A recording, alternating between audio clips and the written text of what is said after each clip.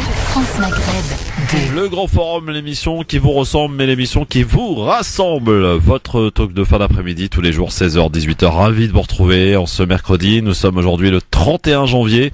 Et comme chaque mercredi, j'ai envie de dire, eh bien, c'est notre ami Nadir Kaya. Comment il va, Nadir? Salut Christophe, salut les auditeurs. Oui, ça va très bien, même s'il pleut un petit peu. Et que il pleut un petit peu, le beaucoup. froid est revenu légèrement. Ouais, c'est clair. Ouais. Et pareil que voilà, c'est rien, ça revient le froid là. Enfin, l'hiver arrive, j'ai envie de dire. Bon, on va parler de quoi avec toi dans ton avis tranché, mon cher Nadir, tout à l'heure? Bah, c'est un petit texte ou une petite chanson que j'avais fait il y a quelques temps et que j'ai ressorti du tiroir, qui s'appelle. Tu chantes, Nadir? Non, pas encore. Non, j'écris quelques petits trucs de temps en temps quand j'ai un peu de temps. Et donc il s'appelait Révolutionnez-vous. Révolutionnez-vous. Toujours dans la prise de conscience des individus par rapport à cette société parfois injuste. Ouais. Donc voilà, c'était mon avis tranché. Ce sera mon avis tranché pour aujourd'hui. Et le coup de cœur, on va parler de ton association une nouvelle fois, Banlieue Plus. Ouais, Banlieue Plus, bon, parce qu'on est convié, comme depuis maintenant 3-4 ans, au Salon du Livre Maghreb-Orient à l'Hôtel de Ville. Donc on aura un stand là-bas avec les deux livres qu'on a sortis. Le premier, celui d'Asma, la première gagnante de l'Atelier des Écritures. Ouais. Et le deuxième, c'est celui qui regroupe l'ensemble des bénévoles qui ont participé à l'atelier de l'année dernière. Donc ils ont sorti un livre avec un petit peu leur parcours et leur ressenti de cet atelier d'écriture. Donc voilà. Bon, alors parfait. Bah écoutez, on va tout de suite rentrer dans le vif du sujet et vous remercier d'abord d'avoir été extrêmement nombreux hier à l'écoute de l'émission spéciale Chibani. Beaucoup de retours, beaucoup d'émotions visiblement qu'on a réussi à transmettre au travers de témoignages de Chibani qui était avec nous hier. Et cette bonne nouvelle qui est tombée en début d'après-midi, c'est la SNCF qui a de nouveau été condamnée pour discrimination envers ces Chibani. La SNCF qui a pour l'heure un mois pour faire appel et se pourvoir en cassation, sachant que c'est le dernier recours qu'ils ont en leur possession. Donc on peut évidemment se féliciter de cette condamnation qui est intervenue donc en début d'après-midi. Et puis permettez-moi de dédier aussi cette émission à Aeta Mimi qui a aujourd'hui 17 ans. Et vous le savez où elle se trouve, dans les prisons israéliennes, pour avoir eu le tort de baffer un militaire israélien. Donc bon anniversaire à elle et bravo à elle pour son courage. Et on en reparlera aussi peut-être d'ailleurs tout à l'heure si on a d'autres éléments. On a appris aussi la garde à vue de Tariq Ramadan dans le cadre de son affaire de viol, donc présumé aujourd'hui. Il a été placé en garde à vue ce matin à Paris. On y revient après avoir d'ailleurs été personne non grata au Qatar, c'est ce qu'on avait appris aussi hier. Bon, soyez les bienvenus, le LGF, c'est parti, vous voulez le programme? Eh bien le voici. Le Grand Forum avec Christophe Roux sur France Maghreb 2. Au programme de ce Grand Forum, on pensait la République en marche, à l'abri des dissensions internes et pourtant depuis quelques semaines, une voix commence à s'élever au milieu du concert de louanges envers le gouvernement. Elle s'appelle Sonia Krimi, c'est une jeune députée de la République en marche, 35 ans, qui a décidé de dire ce qu'elle pense et en particulier, elle dit non à Gérard Collomb. Pourquoi? Vous le saurez dans un instant. Comment se servir de la religion à des fins politiques? La preuve avec cette nouvelle affaire en date concernant une éventuelle abolition de la dot en Tunisie. Retour sur cette bataille entre l'Égypte et la Tunisie dans un instant. Sujet société tout à l'heure, après l'explosion des divorces enregistrés, nous nous interrogerons sur les familles recomposées. Est-il facile pour une femme divorcée avec des enfants de se remarier? Comment cohabiter avec les enfants de son conjoint? Vos témoignages sont les bienvenus aux alentours de 17h30 au 01 40 33 9000. La question du jour, en fauteuil roulant depuis l'explosion aux abords du Stade de France, Bilal a livré un témoignage fort et touchant lors du procès de Jawad Ben Daoud. Il m'a convaincu qu'il n'était pas au courant, déclare cette victime. Il s'agit surtout d'un imbécile, a-t-il encore ajouté. Était-il au courant qu'il avait affaire à des terroristes selon vous? C'est la question que l'on vous pose aujourd'hui et à laquelle vous répondez sur Facebook France Maghreb 2 ainsi que sur Twitter LGF officiel. Et pour terminer tout à l'heure, comme d'habitude, la bonne dose de liberté à travers Libertation. LGF, le Grand Forum avec vous mes amis, mesdames, messieurs, bienvenue à vous dans votre émission, votre talk de fin d'après-midi. Oui, c'est ici sur France Maghreb 2 que nous vous donnons rendez-vous chaque jour pour une bonne dose de liberté. Vous pouvez vous exprimer bien sûr en direct sur France Maghreb 2 01 40 33 9000 pour nous appeler, intervenir à n'importe quel moment dans cette émission sur France Maghreb 2 01 40 33 9000 par rapport notamment à la question du jour que l'on vous pose, notamment pour parler ce procès, la suite du procès de Jawad Ben Daoud au tribunal correctionnel de Paris. pas du one-man show du prévenu hier. Depuis presque une semaine, l'homme soupçonné d'avoir hébergé certains auteurs des attentats du 13 novembre, vous le savez, se défend avec un vocabulaire, on peut dire, assez grossier, des menaces aux avocats notamment. Mais cette face aux parties civiles qui se sont exprimées hier, son changement d'attitude a été flagrant. L'audience, cette fois, ne ressemble pas aux autres. Jawad Ben Daoud est muet. Ce sont les parties civiles, les victimes, qui ont la parole. L'émotion est saisissante. Il y a des larmes, beaucoup de souffrance. Ils ont perdu un enfant, une épouse, un mari. Et ils témoignent. Lundi, lorsque vous rendrez votre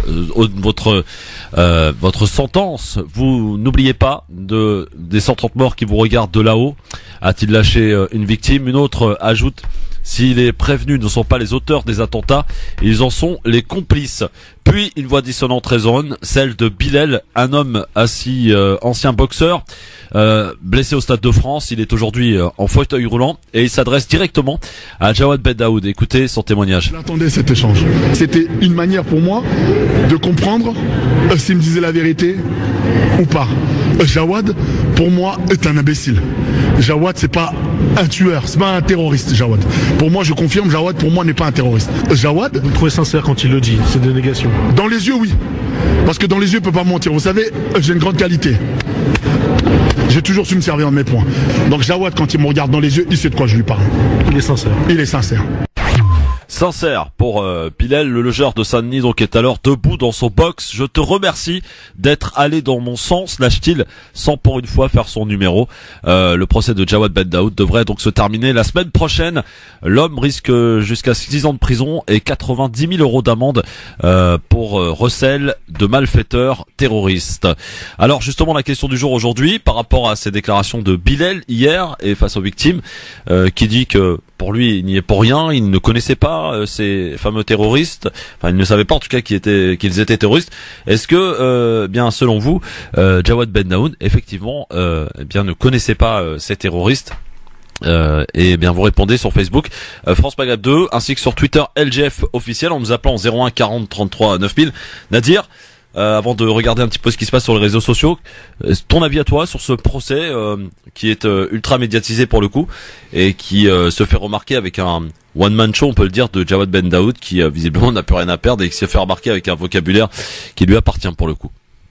Ouais, bon après par rapport au procès en lui-même, c'est assez compliqué parce que il faut savoir se positionner sur les différents aspects de cette affaire, notamment quand tu regardes du côté des familles qui ont subi une ou des pertes, c'est tragique.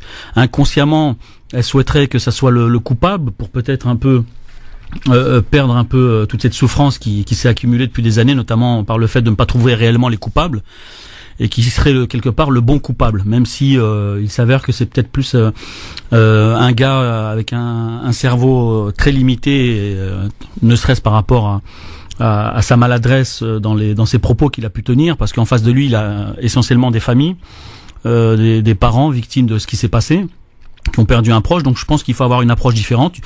Il aurait pu dire la même chose avec des mots différents, sans faire du cinéma. Après, je pense que les conditions dans lesquelles il est incarcéré depuis maintenant des années, je crois 2 ans, sont propices aussi au fait de rajouter un peu de bêtise à sa propre bêtise.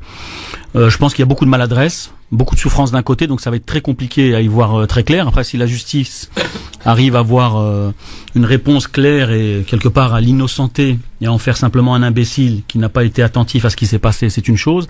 S'il devient coupable, c'est autre chose, ça voudrait dire qu'on l'a associé à ces malfaiteurs, et là ce sera éventuellement une autre réaction à avoir, peut-être moins humaine.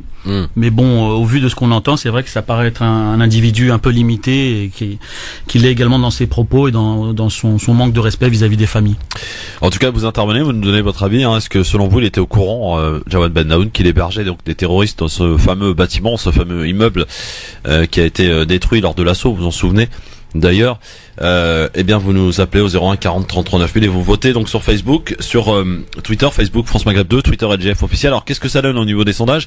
Vous êtes en grande majorité en fait à dire que non, il n'était pas au courant selon vous, avec 67% sur Facebook à dire non. Alors sur Facebook, on est 67% à dire non et 33% à dire oui. Et sur Twitter, c'est à peu près les mêmes chiffres, c'est 29% à dire oui et 71% à dire non. Vous continuez de voter en tout cas, France Maghreb 2 sur Facebook, sur Twitter, LGF officiel, Jawad Ben Daoud. On en parle évidemment avec vous sur France Maghreb 2 et de votre intuition, j'ai envie de vous dire. Voilà. On va parler maintenant de cette affaire qui est à peu près l'affaire en ce moment, du moment, et depuis hier notamment. Vous vous souvenez de ses larmes lors des funérailles de sa femme, mais c'est bien lui qui l'a tué, le mari d'Alexia Daval, la joggeuse retrouvée morte dans un bois de l'Est de la France fin octobre, passe aux aveux lors de sa garde à vue. Il a tué, oui, sa femme par accident. Ce sont ses mots, un étranglement lors d'une dispute conjugale. Jonathan Daval, 34 ans, est mis en examen donc pour meurtre sur conjoint. Maître Schwerdorfer, l'un de ses avocats, s'est exprimé hier, le visage grave. Écoutez. Nous ne défendrons pas un meurtrier, nous ne défendrons pas un assassin. Nous défendrons un jeune garçon qui, dans une crise de couple, a effectivement, de façon accidentelle, occasionné la mort de son épouse. Il est dévasté. Il a eu des mots pour Alexia, des mots d'amour, et nous nous retrouvons face à un drame terrible. Il y a juste un garçon qui perd pied, un accident. Oui, il l'a étranglé, dans ce qu'on peut appeler des violences volontaires, et qu'après, il a été dépassé partout. Il l'explique parce qu'ils avaient une relation de couple avec de très fortes tensions, qu'Alexia avait une personnalité écrasante, qu'il se sentait complètement écrasé, et qu'à un moment, il y a eu des mots de trop qu'il n'a pas su gérer, et ça a débordé. C'est hallucinant quand même la défense de l'avocat qui parle d'un caractère écrasant, d'une dominante en fait à propos d'Alexia, mais votre femme a un caractère dominant, c'est pour autant pas pour autant qu'on va la tuer quand même, tu vois. Nadir, c'est un peu choquant comme défense, accident. Moi je non, même la posture de l'avocat, regarde, elle est un peu bizarre parce qu'habituellement un avocat, même quand il sait que son client est coupable ou sent la chose, va quand même garder une certaine comment dirais-je, une certaine distance. Alors que là, il donne des éléments qui paraissent des faits, voilà, quelque part il y a peut-être, je sais pas, il y a des choses qui sont pas cachées, qui sont dites comme ça ouvertement, assez directes. Donc ça fait moi personnellement quand j'ai vu sa déclaration hier soir, ça m'a fait bizarre. Je me suis dit tiens, c'est marrant. Habituellement les avocats sont toujours réservés, même quand ils savent que leur client est coupable, ils ne donnent pas autant d'éléments, alors que là on a l'impression qu'ils se libère, ou alors c'est peut-être une stratégie de communication, de le rendre sympathique, c'est le coupable mais il n'a pas fait exprès. Alors une pensée évidemment pour les parents d'Alexia qui avaient déclaré fait des marches, parce que dans les médias ils espéraient à toutes les femmes, à toutes les filles d'avoir un gendre, à tous les parents de jeunes filles d'avoir un gendre comme Jonathan, parfait selon eux. Vous imaginez un petit peu la douleur qu'ils peuvent évidemment ressentir. En tout cas, voilà, c'est l'affaire qui intéresse tous les médias aujourd'hui. Ça fait réagir. Bon, et on peut quand même s'apercevoir que dans cette société, c'est pas le premier cas d'ailleurs, un premier exemple. Il y en a eu d'autres. Bien, il y a quand même des hommes qui arrivent à cacher, j'allais dire, une certaine émotion et qui arrivent à mentir comme ça délibérément. Je veux dire. C'est dur quand même. Moi j'ai du mal à imaginer quand même. Moi, ce qui me désole dans cette affaire, c'est qu'il y a une mort. Après, la façon dont c'est déroulé, c'est autre chose. Mais moi, je suis désolé, je suis toujours obligé de faire un comparatif par rapport au traitement médiatique. Quand tu vois l'affaire Yacine à Aulnay, le peu de relais médiatique. Alors que là, tu vois, on fait des unes, on interrompt le journal, les émissions pour revenir là-dessus, basculer. Comment les médias s'intéressent à cette affaire d'une façon tellement importante qu'on se pose la question d'objectivité et de traitement notamment quand je te dis par rapport à l'affaire Yacine. On le retrouve mort dans des circonstances bizarres dans une cave à Aulnay. Quelques médias se déplacent, ça passe dans certains journaux, mais voilà, on oublie l'affaire. La famille se bat pendant des mois et des mois, je crois pendant 2 mois pour avoir le corps et pouvoir l'enterrer dignement en Tunisie. Et tu vois, c'est pas le même engouement, c'est toujours bizarre. Moi, j'arrive pas à comprendre cette façon de zoomer sur des affaires et d'oublier d'autres affaires. et d'un point de vue journalistique. Après, ces gens-là, en termes d'objectivité, moi, ça me chagrine parce qu'un mort est un mort, quelle que soit la façon dont il est mort, les circonstances, le lieu. J'aimerais que les médias aient le même engouement pour tous les morts ou toutes les affaires un peu sordides en France, notamment par rapport aux familles qui aspirent à une certaine justice. Bon, en tout cas, n'hésitez pas à nous donner votre avis sur cette affaire en 01 40 33 9000. En tout cas, il risque la prison à vie. C'est lui qui avait signalé d'ailleurs la disparition de sa femme fin octobre. 2 jours plus tard, le corps d'Alexia Daval avait été retrouvé partiellement brûlé. La jeune femme de 29 ans avait été asphyxiée et battue. Pour ce qui est de l'incendie du corps, il dit que ce n'est pas lui. 01 40 33 9000 évidemment pour nous donner votre avis sur cette affaire dont on évidemment évoque beaucoup à travers les médias. On va parler aussi d'une autre actualité qui est aujourd'hui pour le coup, puisque c'est sa première visite en Tunisie. C'est une visite d'État. Emmanuel Macron est arrivé cet après-midi à Tunis pour apporter le soutien de la France à la transition démocratique, selon les termes d'ailleurs de l'Élysée, à un moment tendu dans le pays après une visite personnelle au Maroc, une visite d'amitié et de travail en Algérie. Place à la Tunisie donc pour une visite d'État. La première d'Emmanuel Macron dans le monde arabe, tient à souligner la présidence française, une manière d'envoyer un message fort de soutien à la démocratie tunisienne, car c'est pour l'Élysée la seule expérience de transition démocratique et réussie après les printemps arabes. Nul doute que ce soutien sera affiché par le chef de l'État lors de son discours au Parlement tunisien demain. 2 semaines après les manifestations qui ont secoué le pays, les questions économiques et sociales seront au cœur des échanges avec Béjir Essebsi. Les attentes sont fortes côté tunisien pour qui la France est le premier partenaire économique. La lutte contre le chômage, le soutien aux entreprises et l'allègement de la dette tunisienne feront l'objet d'annonces. Plusieurs patrons seront du voyage, comme celui d'Orange, Stéphane Richard, ou encore celui de Free, Xavier Niel. Côté sécuritaire, enfin, un accord sur la lutte contre le terrorisme, le financement du terrorisme et le radicalisme doit être signé. Que peut-on attendre de cette visite d'Emmanuel Macron en Tunisie, cher Nadir? Auditrice, auditeur, 01 40 33 9000. Non, mais moi, c'est toujours pareil. La position de la France, l'ingérence politique, notamment le fait que la France serait capable d'importer son modèle démocratique ailleurs et voudrait absolument l'imposer, moi je trouve que c'est un grand manque de respect vis-à-vis des autres pays, parce que chaque pays a sa culture, chaque pays a son rythme en termes d'évolution, en termes de démocratie éventuelle ou autre. Donc vouloir à chaque fois parler d'un modèle tunisien, démocratique, ça m'embête. Voilà.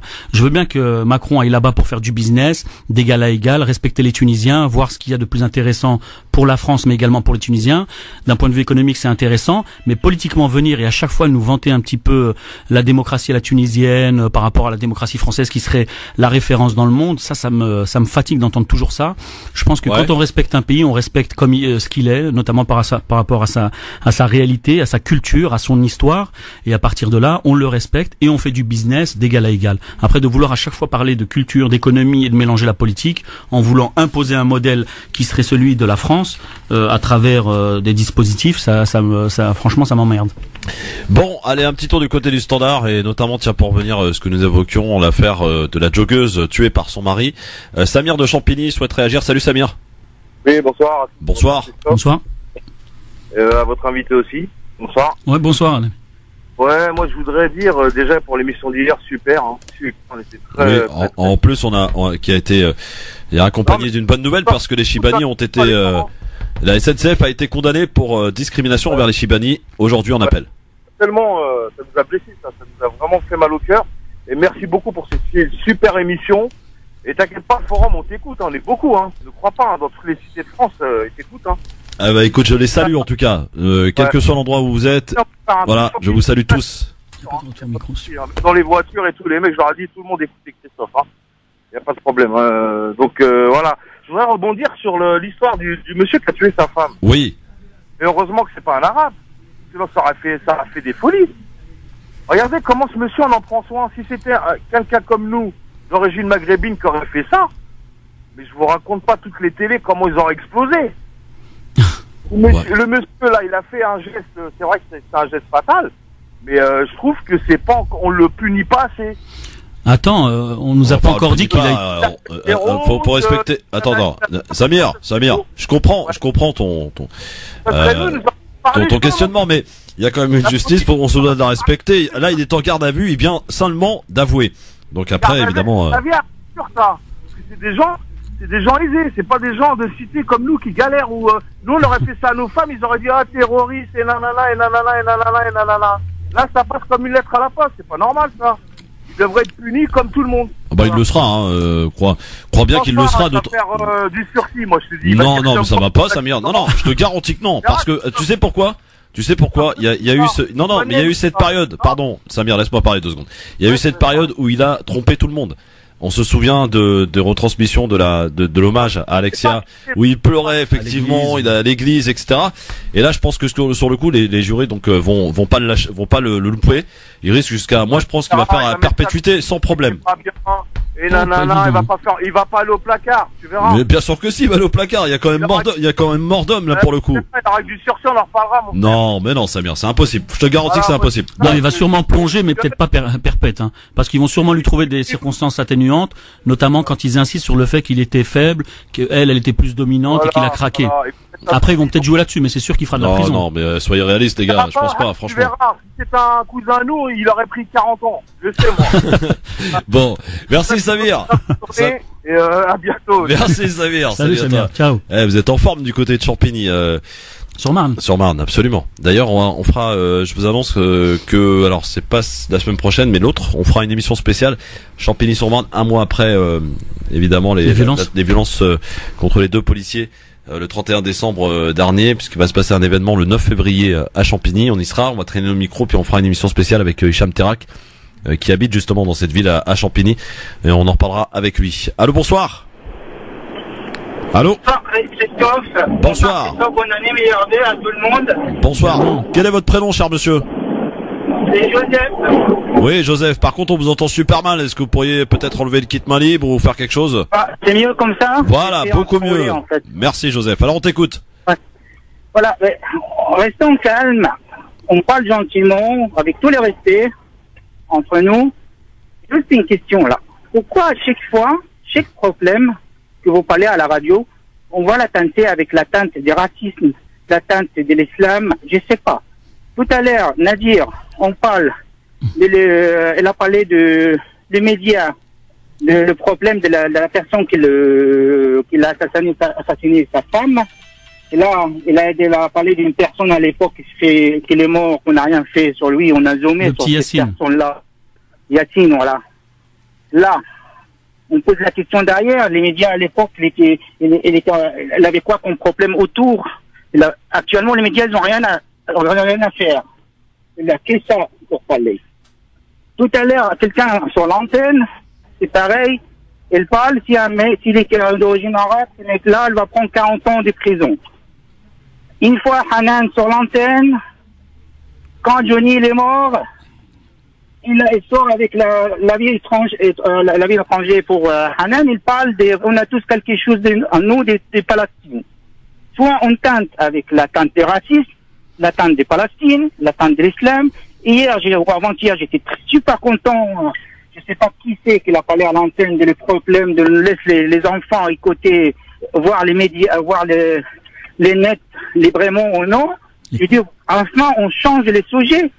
Pourquoi c'est toujours Joseph, le même sujet? Je vous pose une question. Joseph, je te pose une question. Oui. Est-ce que tu as peut-être eu à vivre durant ta jeunesse? D'abord, est-ce que tu as grandi ici en France? Non, ça se voit que j'ai un accent quand même. Non, mais peu importe. Léger. C'est léger. Et puis de toute façon, on s'arrête pas là.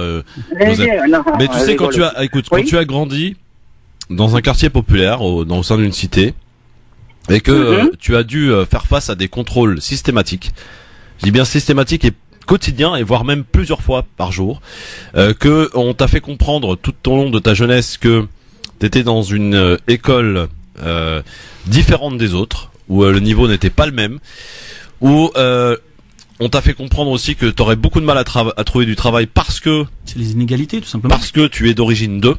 Comprends qu'aujourd'hui certaines personnes, beaucoup, donc aujourd'hui, se sentent stigmatisées en longueur de temps, j'ai envie de dire, et en se servant, si tu veux, et en prenant en exemple un fait d'actualité, en essayant de comparer, c'est essayer aussi de transmettre un mal profond que ces personnes ont et ressentent depuis leur plus tendre enfance, Joseph. Ça, il faut se mettre à leur place. Et je comprends ta position, mais il est toujours intéressant de se mettre dans la position de la personne dont tu parles.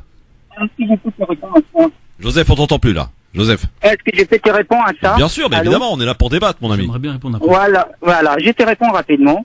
C'est simple. Moi, j'ai les doubles peines pour ça. Ça veut dire, toi, t'es quelqu'un qui l'a grandi en France, il parle très bien français, il n'a pas d'accent, mais il a une tête d'arabe, entre parenthèses, il vient des partis populaires, je suis d'accord, mais j'ai les doubles peines parce que j'ai un accent. J'ai eu pire que ça. J'ai été contrôlé 1000 fois avec un façon agressif. Mais j'ai jamais pris ça mal, Christophe. Pourquoi? Parce que je vois les choses plus loin. Je me pose pas la question, est-ce que je suis victime pour rien? Non. Je me pose la question, pourquoi je suis victime aujourd'hui? Je cherche pourquoi l'origine de tout ça. Le racisme, ça monte dans le monde entier. Il faut chercher la raison. Arrêtons de parler comme des victimes. Il faut qu'on nous voit moi-même, chacun de nous, là, c'est un miroir. Il cherche, ça vient de quoi déjà? Oui, ça, Nadir peut-être là-dessus, parce que j'entends, parce que moi c'est pas inexact ce que dit Joseph. J'entends et puis comme il dit, il faut des fois voir un peu plus loin. Moi, le premier, j'aimerais passer des heures et des heures à parler de sujets différents, sans pouvoir faire des comparaisons par rapport à un traitement médiatique, à une posture politique ou à des propos qui sont tenus par certains grands médias. Mais la réalité est que, comme le disait Christophe, on est beaucoup à avoir subi tellement de choses depuis des années et qu'on s'aperçoit que les choses continuent à être présentes et parfois bien plus importantes, notamment les problématiques qui sont liées au quartier populaire, elles existent encore et elles se sont pas réglées pour deux raisons. Parce qu'il y a eu un manque de volonté politique, mais aussi il y a eu un désengagement des citoyens.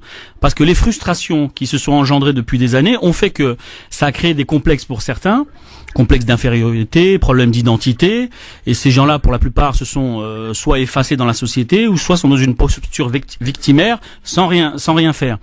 Moi, je suis plutôt dans la posture, oui, on est victime d'un système, mais je me bats contre ce système, notamment contre les inégalités à travers des actions. Désolé Nadir, quand je t'écoute, j'ai l'impression que tu n'aimes pas du tout la France.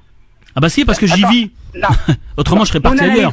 On analyse les choses bien, Nadir. On analyse le bloc.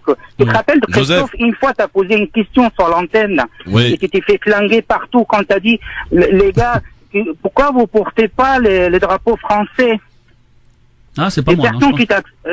C'est Christophe qui l'a posé la question. Ah oui. Au niveau des drapeaux français, une fois aucun arabe qui veut porter les drapeaux français, même il a Non, Joseph, ne raconte pas des âneries s'il te plaît. J'ai jamais posé une question comme ça. Il faut remettre les choses dans leur contexte. Là, tu fais ce que beaucoup font. D'ailleurs, tu prends des propos.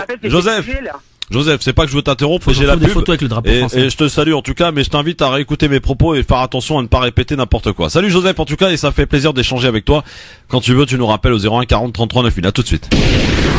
Jeff, le grand forum, messieurs dames, bienvenue tout le monde et une excellente après-midi à vous. N'oubliez pas, d'ici une petite demi-heure, on parlera des familles recomposées. Oui, dans notre émission, on s'intéresse aussi au sujet de société. Vos témoignages seront les bienvenus. Pour le coup, 01 40 33 9000 pour rapport à la question du jour. Est-ce que selon vous, Jawad Ben Daoud, qui est actuellement en procès à Paris, connaissait-il donc les logeurs, le logeur connaissait-il les terroristes?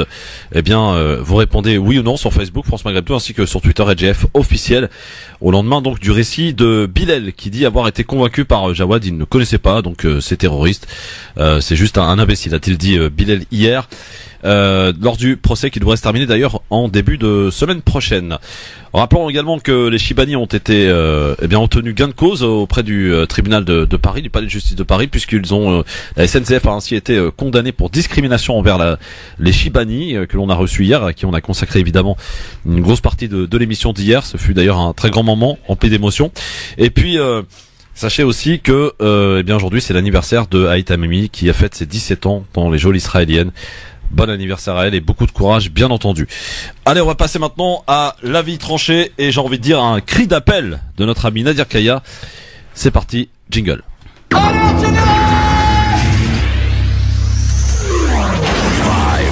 3, 2, 1, 0. Je fais quoi que ce soit, c'est la mise à pied. Alors piétinez-moi, allez-y. Un coup de gueule d'ailleurs qui pourrait très bien résonner comme un éventuel slogan du Grand Forum, mon cher Nadir. Ouais, je pense que c'est toujours d'actualité, hein, notamment quand on voit un petit peu l'actualité et son traitement. Donc le titre, c'est « Révolutionnez-vous ». Envie d'aimer, envie de changer cette société, c'est ce qui me motive à écrire ces quelques vérités. La vérité n'est pas belle à écrire ou à dire, mais reste la seule à pouvoir aider à construire. Combien de temps encore à rester sans agir? Combien de vies faut-il perdre pour réagir? Les années défilent comme une berline de luxe, alors prends le volant de ton destin pour suivre ton chemin. Le chemin qui te mènera à la réussite de tes projets. Projette-toi pour mieux contrôler tes rêves et tes espoirs, car seuls les actes au parfum prémonitoire te rendront fier de toi. N'attends rien de ceux qui nous gouvernent, car sache pour ta gouverne qu'ils ne vivent qu'entre eux et que pour eux. Alors, sois le leader de tes pensées, l'architecte de tes projets, projette l'ombre de tes ambitions les plus démesurées, sans oublier l'humilité et la dignité nécessaires à ta réussite. Ô filles et fils des cités, vivez conscients de ce qui vous attend pour mieux encaisser les coups, mais surtout pour partager le savoir. Cette vie est un enchaînement d'épreuves et de tests pour se pourvoir. Nul ne fera le travail à votre place, il faut goûter au sacrifice. Pour comprendre et apprécier toute la mesure de cette vie d'artifice, nos corps et nos esprits sont faits pour se nourrir de souffrance et de joie. Alors accepte cette condition et impose-toi la réussite et l'excellence. Vise haut pour atteindre les sommets et élever les autres. Les autres sont les piliers de ta foi, une foi pure et vertueuse. Quoi de plus beau qu'une croyance qui abonde de façon généreuse? Celui qui vit pour lui, sans prendre soin de son voisin, ne pourra prétendre à ce qu'il y a de meilleur pour lui et les siens. Alors n'oublie pas de te critiquer pour mieux avancer, de te remettre en question à chaque défaite comme à chaque victoire, car si tu restes là, fier et rempli d'orgueil, tu ne pourras prétendre à la gloire. La vie est un temps à passer, alors passe-le au mieux. Reste orienté vers les autres pour mieux appréhender le glorieux. Comment vivre sans croire, comment croire sans espoir? Tout est une question d'équilibre entre le cœur et la raison, car en toute saison, nous vivons de printemps et d'hiver, d'états plus ou moins positifs ou négatifs. Voilà. Nadir Kaya pour son avis tranché. Merci à toi, Nadir, pour cet avis tranché. Vous pouvez évidemment nous dire ce que vous en pensez. N'hésitez pas à commenter sur la vidéo, notamment puisque c'était en vidéo sur Christophe le Grand Forum sur Facebook. Allez, on va, avant de parler de Sonia Crémy, est-ce que tu connais d'abord qui est Sonia Crémy? Non, ça me dit rien. C'est une jeune députée de La République En Marche et qui a tenté, j'allais dire, de dénoncer Gérard Collomb. Elle a commencé, mais elle a vite reculé, vous allez voir. On parlera aussi de ces pays qui utilisent la religion à des fins politiques, et ainsi on assiste à une espèce de bataille entre la Tunisie et l'Égypte, parce que la Tunisie envisagerait de supprimer la dot. C'est ce qu'on vous révélera tout à l'heure, évidemment, vous pouvez nous appeler. On accueille, je crois, Samira, qui nous appelle dans le Val d'Oise. Bonjour Samira.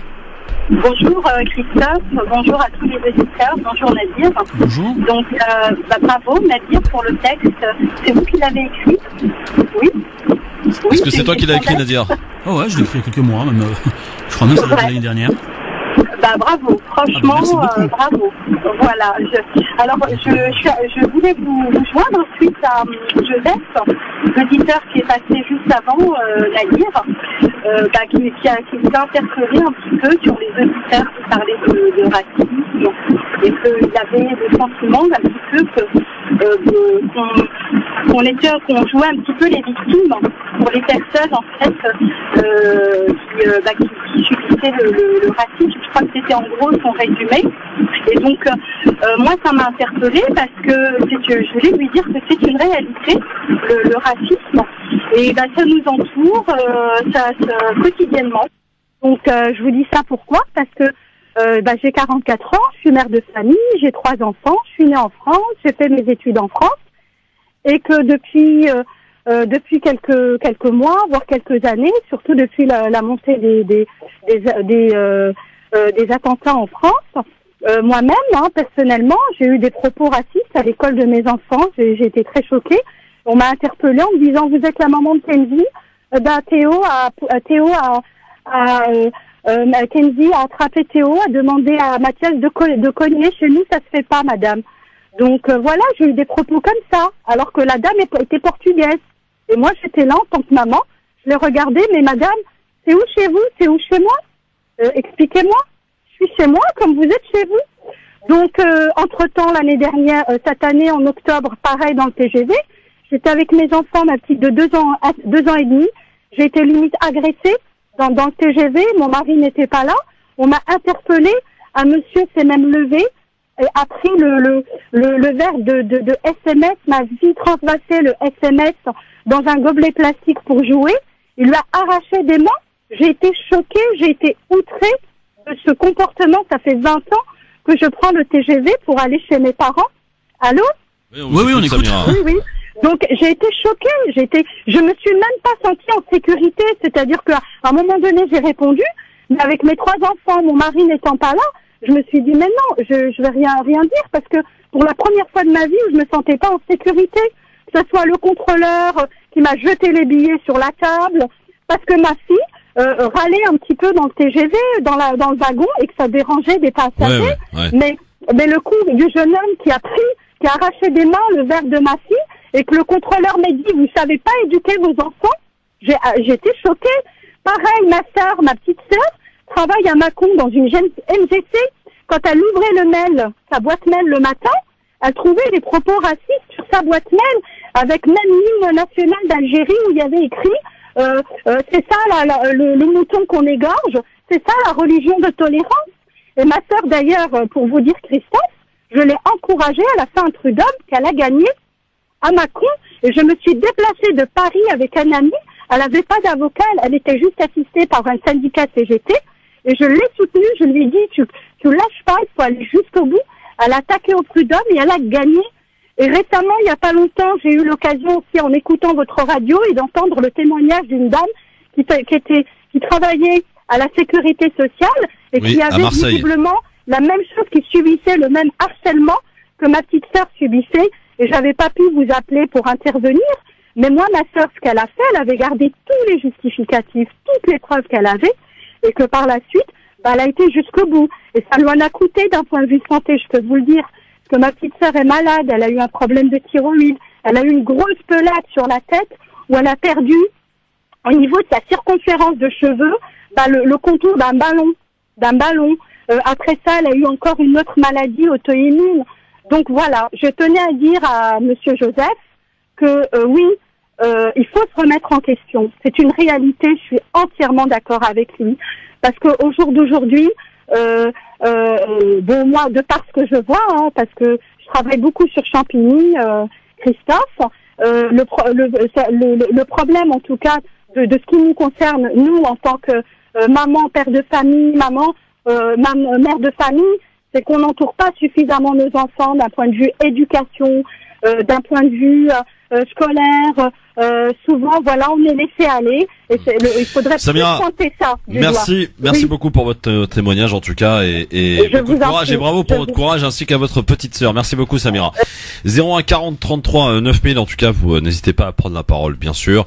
Alors on va un petit peu avancer si vous le permettez dans cette émission pour nous parler de Macron tout à l'heure parce que Macron est parti, vous le savez, en Tunisie. Mais avant de partir, Nadir, de s'envoler donc pour la Tunisie, eh bien met en garde la Turquie. Dans une interview au Figaro ce matin, le chef de l'État évoque l'opération militaire d'Ankara contre les Kurdes de Syrie. Eh bien, s'il s'avère qu'il s'agit d'une opération d'invasion, ça nous posera un problème réel. Les combats, ils se poursuivent, vous le savez, dans cette région d'Afrin et à la frontière entre la Syrie et la Turquie. 2 roquettes en provenance de Syrie ont d'ailleurs frappé ce matin une ville frontalière turque. Un mort et un blessé. Voilà donc pour ce qui est de cette actualité. On y reviendra d'ailleurs en longueur demain avec Youssef Brakni et également Redouane Moumine qui seront avec nous demain entre 16h et 18h. Alors, je voulais vous parler de, comment dirais-je, Sonia Krimi, mon cher ami. Qui est-elle ? Qui est-elle ? Eh bien, vous allez le savoir, bien sûr. Alors, Sonia Krimi, eh bien, c'est une députée de la République En Marche. On pensait d'ailleurs ce parti, ce mouvement fondé par Emmanuel Macron, à l'abri des dissensions, sauf que réfractaire à la fermeté du projet de loi Asile-Immigration de Gérard Collomb, la députée Sonia Krimi, qui s'est ouvertement opposée au ministre de l'Intérieur avant d'adoucir quelque peu son discours. Sonia Krimi est une jeune députée âgée de 35 ans qui a décidé de dire ce qu'elle pense. Le 19 décembre dernier, dans l'hémicycle, l'élu de la Manche a décidé de critiquer le ministre de l'Intérieur Gérard Collomb et sa proposition de circulaire prévoyant le tri des migrants. Ce dispositif détournent l'hébergement d'urgence, les lieux d'accueil gérés par les associations de leur finalité, en désaccord avec le durcissement de la politique migratoire. Sonia Crimi ne se cache pas pour s'opposer à son ministre de l'Intérieur, de là à fronder, comme l'avaient fait d'ailleurs plusieurs socialistes à l'époque sous François Hollande. Je ne pense pas que je suis une frondeuse, confie-t-elle. C'est normal qu'il y ait des sensibilités qui s'expriment au sein d'En Marche, et c'est même sain politiquement avoir cela. Et pour cause, la formation de Emmanuel Macron semble vouloir mettre le holà.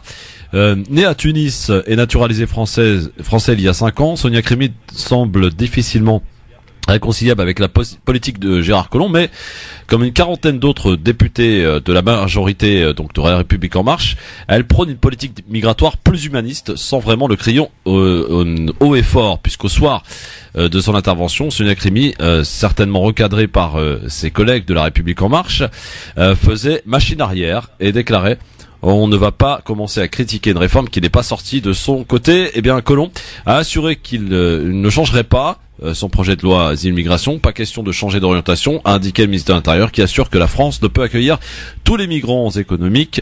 Pour Gérard Collomb, il existe toujours pour les parlementaires des possibilités d'abondement. Sonia Crimi osera-t-elle vexer son ministre de l'Intérieur, qui a déjà vécu d'ailleurs les premières critiques à son égard? Affaire à suivre, en tout cas, pour cette petite particularité de cette députée d'âge de 35 ans qui découvre un petit peu, j'allais dire, le métier. Et quand on fait partie d'une majorité, Nadir, il est difficile d'aller à l'encontre de cette dernière.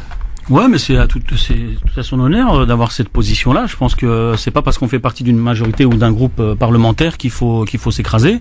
Au contraire, je pense qu'il faut essayer de s'imposer de façon intelligente. On a des idées, on a un avis, on a des choses à dire sur quelque chose qui paraît pas juste. Non, je pense qu'il faut se positionner. Après, si c'est pour revenir en fin de compte à l'ancien système qui voudrait qu'on soit tous ou qu'ils soient tous des parlementaires robotisés, c'est-à-dire suivre les ordres sans rien dire, sans rien penser, en fin de compte on retournerait à l'ancien système, donc ça ne changerait pas. Je pense que si les Français ont choisi majoritairement Macron, c'est parce que il voulait innover, faire différemment, et je pense que ce serait tout à son honneur de respecter ses députés en laissant s'exprimer leur voix, même si elle va à contresens. Vous nous rejoignez peut-être actuellement à l'écoute du Grand Forum, donc sur France Maghreb 2, tous les jours 16h-18h. Quelques infos à retenir aujourd'hui, notamment que la SNCF a été condamnée ce midi donc pour discrimination envers les Chibani. Une nouvelle fois condamné, j'ai envie de dire. Nous en parlions hier, donc ils ont obtenu satisfaction, gain de cause une nouvelle fois aujourd'hui. Également Aït Tamimi, la palestinienne, donc dans les geôles israéliennes, on en a souvent parlé ici, fête aujourd'hui ses 17 ans. Lui, c'est évidemment un bon anniversaire. Il y a eu d'ailleurs un rassemblement du côté d'Hébron ce matin pour la soutenir et l'encourager. Pour vous dire aussi que l'on a appris que Tariq Ramadan avait été placé en garde à vue ce matin dans le cadre d'une affaire de viol présumé. Donc ça s'est passé ce matin. Donc on attend d'avoir peut-être des informations supplémentaires concernant cette garde à vue à Paris, alors qu'on apprenait hier qu'il était personne non grata au Qatar, monsieur Tariq Ramadan. Un petit tour du côté du Standard avant de vous parler de cette brouille politique pas forcément politique, mais plutôt religieuse, mais on utilise la politique on prend en otage la religion pour le coup, pour faire de la politique, entre la Tunisie et l'Égypte. Allô, bonsoir. Ah, bon, il est parti. Où elle est partie, bien sûr. Je rappelle que dans quelques minutes, on abordera un sujet de société. On parlera des familles recomposées. Oui, beaucoup de divorces. On constate beaucoup de divorces. On en a d'ailleurs parlé avec des chiffres quand même assez effroyables. 53% des couples en moyenne divorcent. Quelques temps d'ailleurs après leur mariage, ça dure pas des années. Et donc on assiste à des familles recomposées, donc beaucoup font le choix de refaire leur vie. D'où cette question que l'on se pose aujourd'hui: est-il difficile par exemple pour une femme qui a des enfants de se remarier, de se faire accepter par sa belle famille? Est-il difficile aussi pour une femme ou pour un homme également de vivre avec des enfants qui ne sont pas les nôtres, mais celles de son conjoint? La cohabitation parfois peut être un petit peu compliquée. On en parle en tout cas au travers de vos témoignages au 01 40 33 9000. Pour parler de quoi d'autre, mon cher ami Nadir? La Tunisie qui envisage de mettre fin à l'institution de la dot lors des mariages. L'Égypte critique cette décision, la jugeant contraire aux préceptes de l'islam. En politique, tout le monde ment, mais ce n'est pas grave, personne n'y croit, disait Grégoire Lacroix. En Tunisie comme en Égypte, les dirigeants politiques tentent de surfer, pour ne pas dire mentir, sur l'islam ou comment se servir de la religion à des fins politiques. La preuve avec la dernière affaire en date concernant une éventuelle abolition de la dot en Tunisie. En effet, ces derniers jours, une rumeur persistante fait état de la possible abolition de cette pratique dans les petits pays du Maghreb qui veut paraître plus moderne qu'il ne l'est vraiment. Une réforme qui, si elle venait à être actée, envenimerait considérablement les relations entre les institutions et l'Azhar et la Tunisie qui bataille ici pour pas grand-chose, pour le coup. Le président Béchir Essebsi a lancé en fin d'année dernière une commission des libertés individuelles et de l'égalité qui est en charge de rendre le 20 février prochain un rapport sur les mesures à prendre concernant notamment l'égalité dans l'héritage ou la fin de la dot. Cette dernière proposition a fuité. La présidente de la commission a alors indiqué à la presse que le système de la dot est rabaissant pour la femme, assimilé à une marchandise que l'on vend, ce qui pose en réalité problème. C'est le code de statut personnel acté par Habib Bourguiba et soi-disant révolutionnaire, qui indique en son article 13 que le mari ne peut, s'il ne s'est pas acquitté de la dot, contraindre la femme à la consommation du mariage. Dans un pays en proie à de graves troubles sociaux, vous le savez, où la corruption bat son plein, où la répression policière est légion, où les discussions autour de l'abolition de la dot paraissent superflues quand même, voire totalement à côté de la plaque, le régime se sert de la religion pour écarter les vrais problèmes. En tout cas, c'est ce qu'on est tenté de croire. Là où l'État tunisien est riche, son code du statut personnel de la femme en modèle, il est dans les faits bien loin de laisser une place de choix quand même à ses citoyennes, en ne versant par exemple que 7,3 dinars, moins de 2,50 euros par enfant et par mode d'allocation familiale. Au lieu de s'attaquer aux véritables maux de la société, eh bien la majorité au pouvoir discute donc de la dot. Un changement de l'article 13 du CSP suffirait, mais l'on préfère débattre de l'aspect religieux de la dot qui est en réalité bien souvent symbolique. Côté égyptien, bien ces rumeurs d'abolition de la dot en Tunisie inquiètent tout particulièrement l'institution religieuse El Azhar, qui regrette d'ailleurs que la Tunisie envisage une telle mesure. Elle dénonce les fatwas marginales venus du Maghreb. Selon un membre de l'Azhar, la Tunisie poursuit son abaissement de la dignité de la femme en s'attaquant aux constantes de l'islam. Al-Azhar redoute l'abolition de la dot, aurait imaginé une simple baisse de son montant. La brouille semble anecdotique, mais El-Azhar profite de cet épisode, Nazir, auditrice-auditeur, pour s'autoproclamer unique référence en matière de fatwa, elle qui avait laissé, on s'en souvient, l'été 2017, le grand moufti d'Égypte autoriser l'aumône pour financer l'armée. L'Égypte, dont l'armée, rappelons-le, chassée par la force des frères musulmans, il distribue donc les bons et les mauvais points. Les pays musulmans, avec des pays musulmans à la solde des savants, des dictateurs, donc à la solde des dictateurs qui préparent, donc dans 2 mois, pour ne citer que El-Sisi, une présidentielle qui s'annonce être une mascarade. En Égypte, on emprisonne sans vergogne des journalistes, où l'on torture dans les prisons, où l'on bafoue les droits humains. La religion n'est qu'un escabeau sur lequel le maréchal Sisi n'hésite pas à s'essuyer les pieds, pour le coup. Voilà, une petite brouille, j'allais dire, pour pas grand-chose. Et ce qui a occasionné d'ailleurs une information qui a été très vite démentée, parce qu'on avait appris que El-Azhar avait retiré la Tunisie donc des pays musulmans. Finalement, El-Azhar a démenti. Alors Nadir, sur toute cette brouille que j'ai tenté d'expliquer, d'éclaircir, quel est ton avis ? Oula, t'as dit pas mal de choses. Donc cette brouille, bon, c'est toujours malheureux quand 2 pays avec une forte communauté musulmane se disputent. Bon, après là, c'est pas le peuple, c'est toujours pareil, ce sont les dirigeants, que ce soit politique ou religieux. Après, concernant la dot en elle-même, que la Tunisie souhaite abolir cette pratique, parce que c'est une pratique qui fait partie des obligations de mariage. Sachez que les Tunisiennes, par exemple, ont la possibilité maintenant de se marier avec des non-musulmans depuis l'année dernière.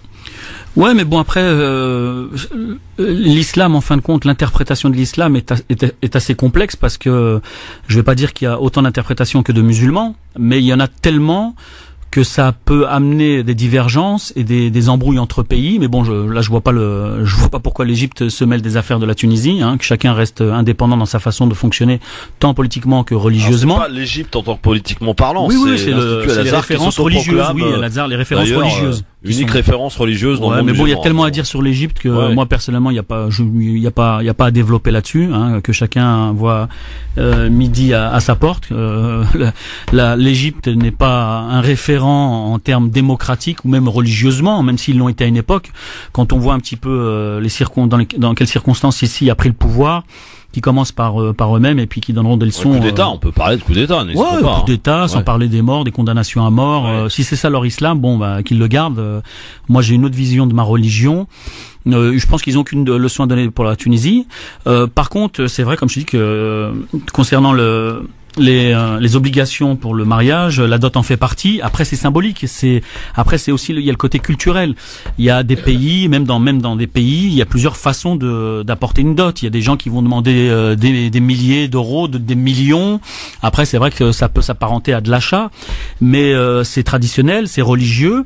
C'est qu'une partie des conditions pour se marier et c'est pas la partie la plus importante. C'est surtout le symbole d'apporter de l'argent, ou ça peut être autre chose que de l'argent. Je pense pas que ça se limite à de l'argent. Hein. Fut un temps, je crois que c'était de l'or, ça pouvait être des vêtements.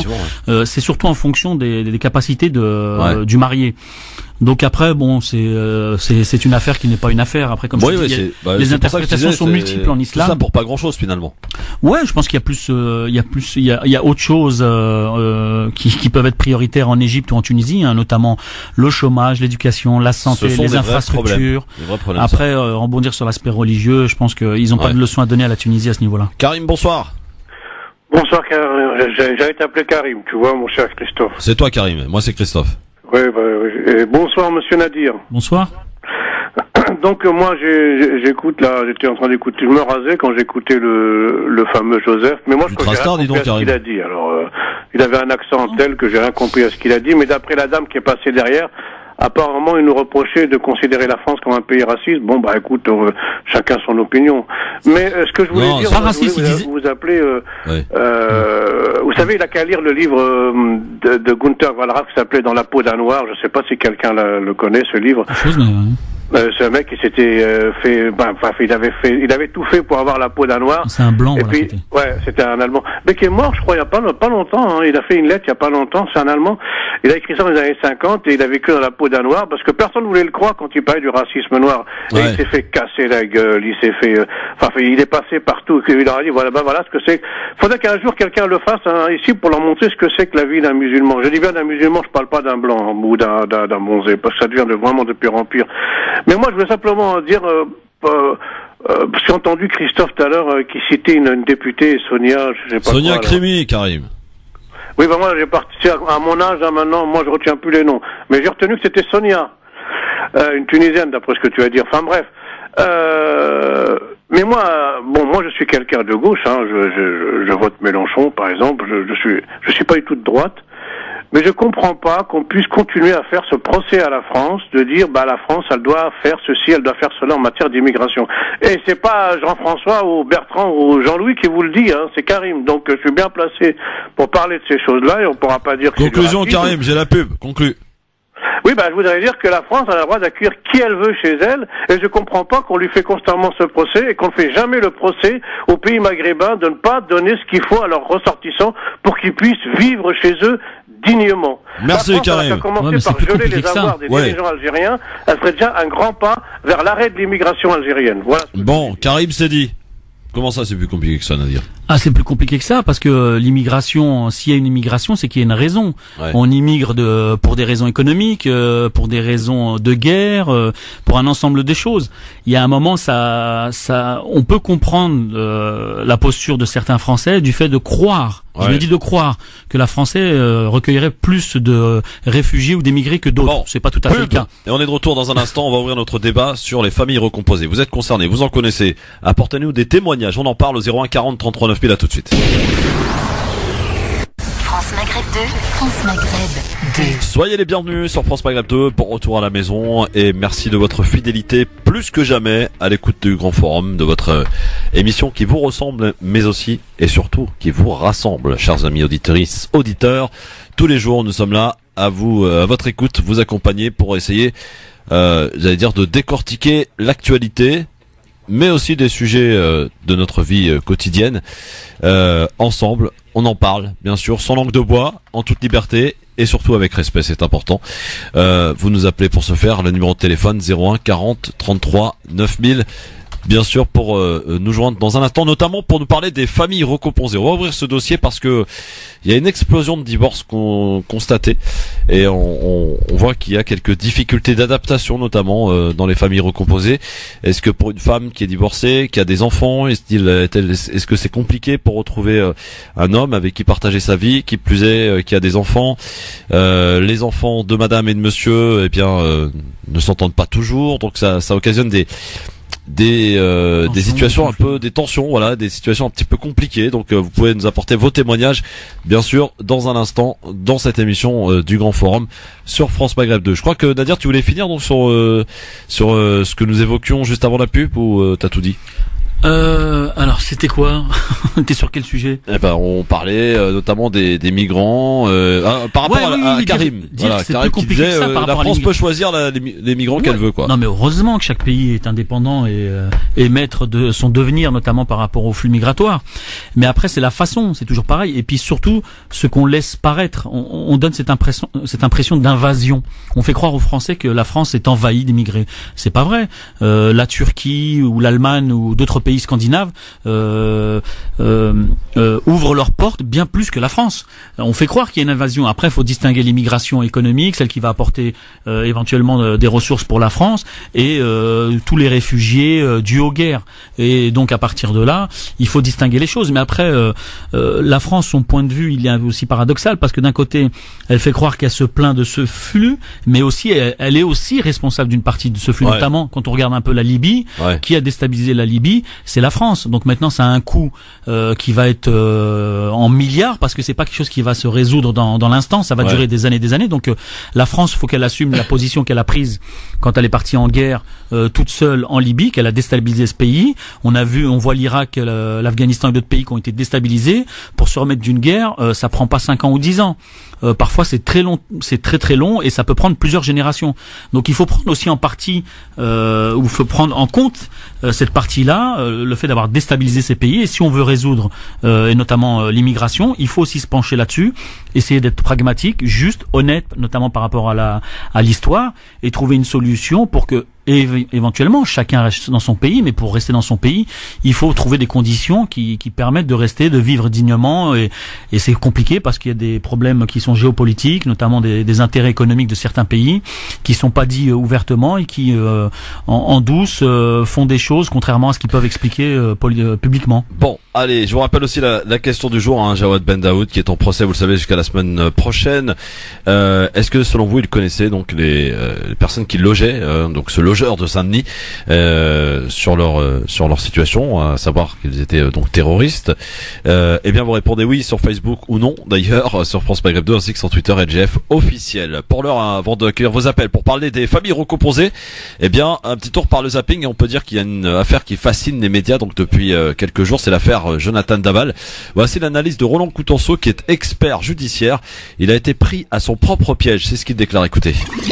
Quelque chose de dramaturgique là. Oui. On voit, tout le monde se dit après quelle va être la réaction des parents. Donc, pour en revenir un petit peu, la personne met en place un mensonge qui se révèle un piège infernal. Donc, quelque part, il est le dindon, y compris parce qu'aujourd'hui, beaucoup de ceux qui nous écoutent, ils vont pas essayer de comprendre. Ils vont dire, la question que j'entends, c'est comment un homme peut participer à une marche blanche concernant sa femme alors qu'il sait que c'est lui.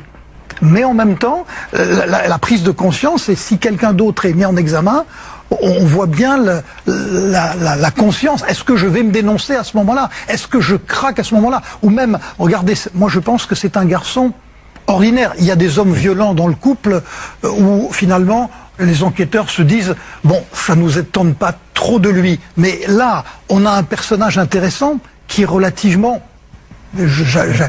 banal, humain, et donc ça lui ressemble pas. Ça lui ressemble tellement pas que les parents ont, même hier soir en garde à vue par leur avocat, soutenaient ce garçon. Voilà.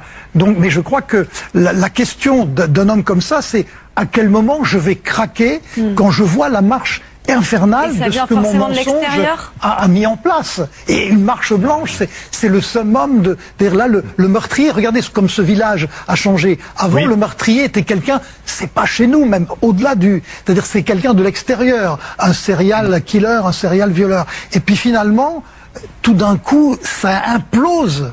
C'est quelqu'un du village et c'est le mari. C'est un thème de film, c'est un passage-là qui a un côté hors norme dans sa dramaturgie.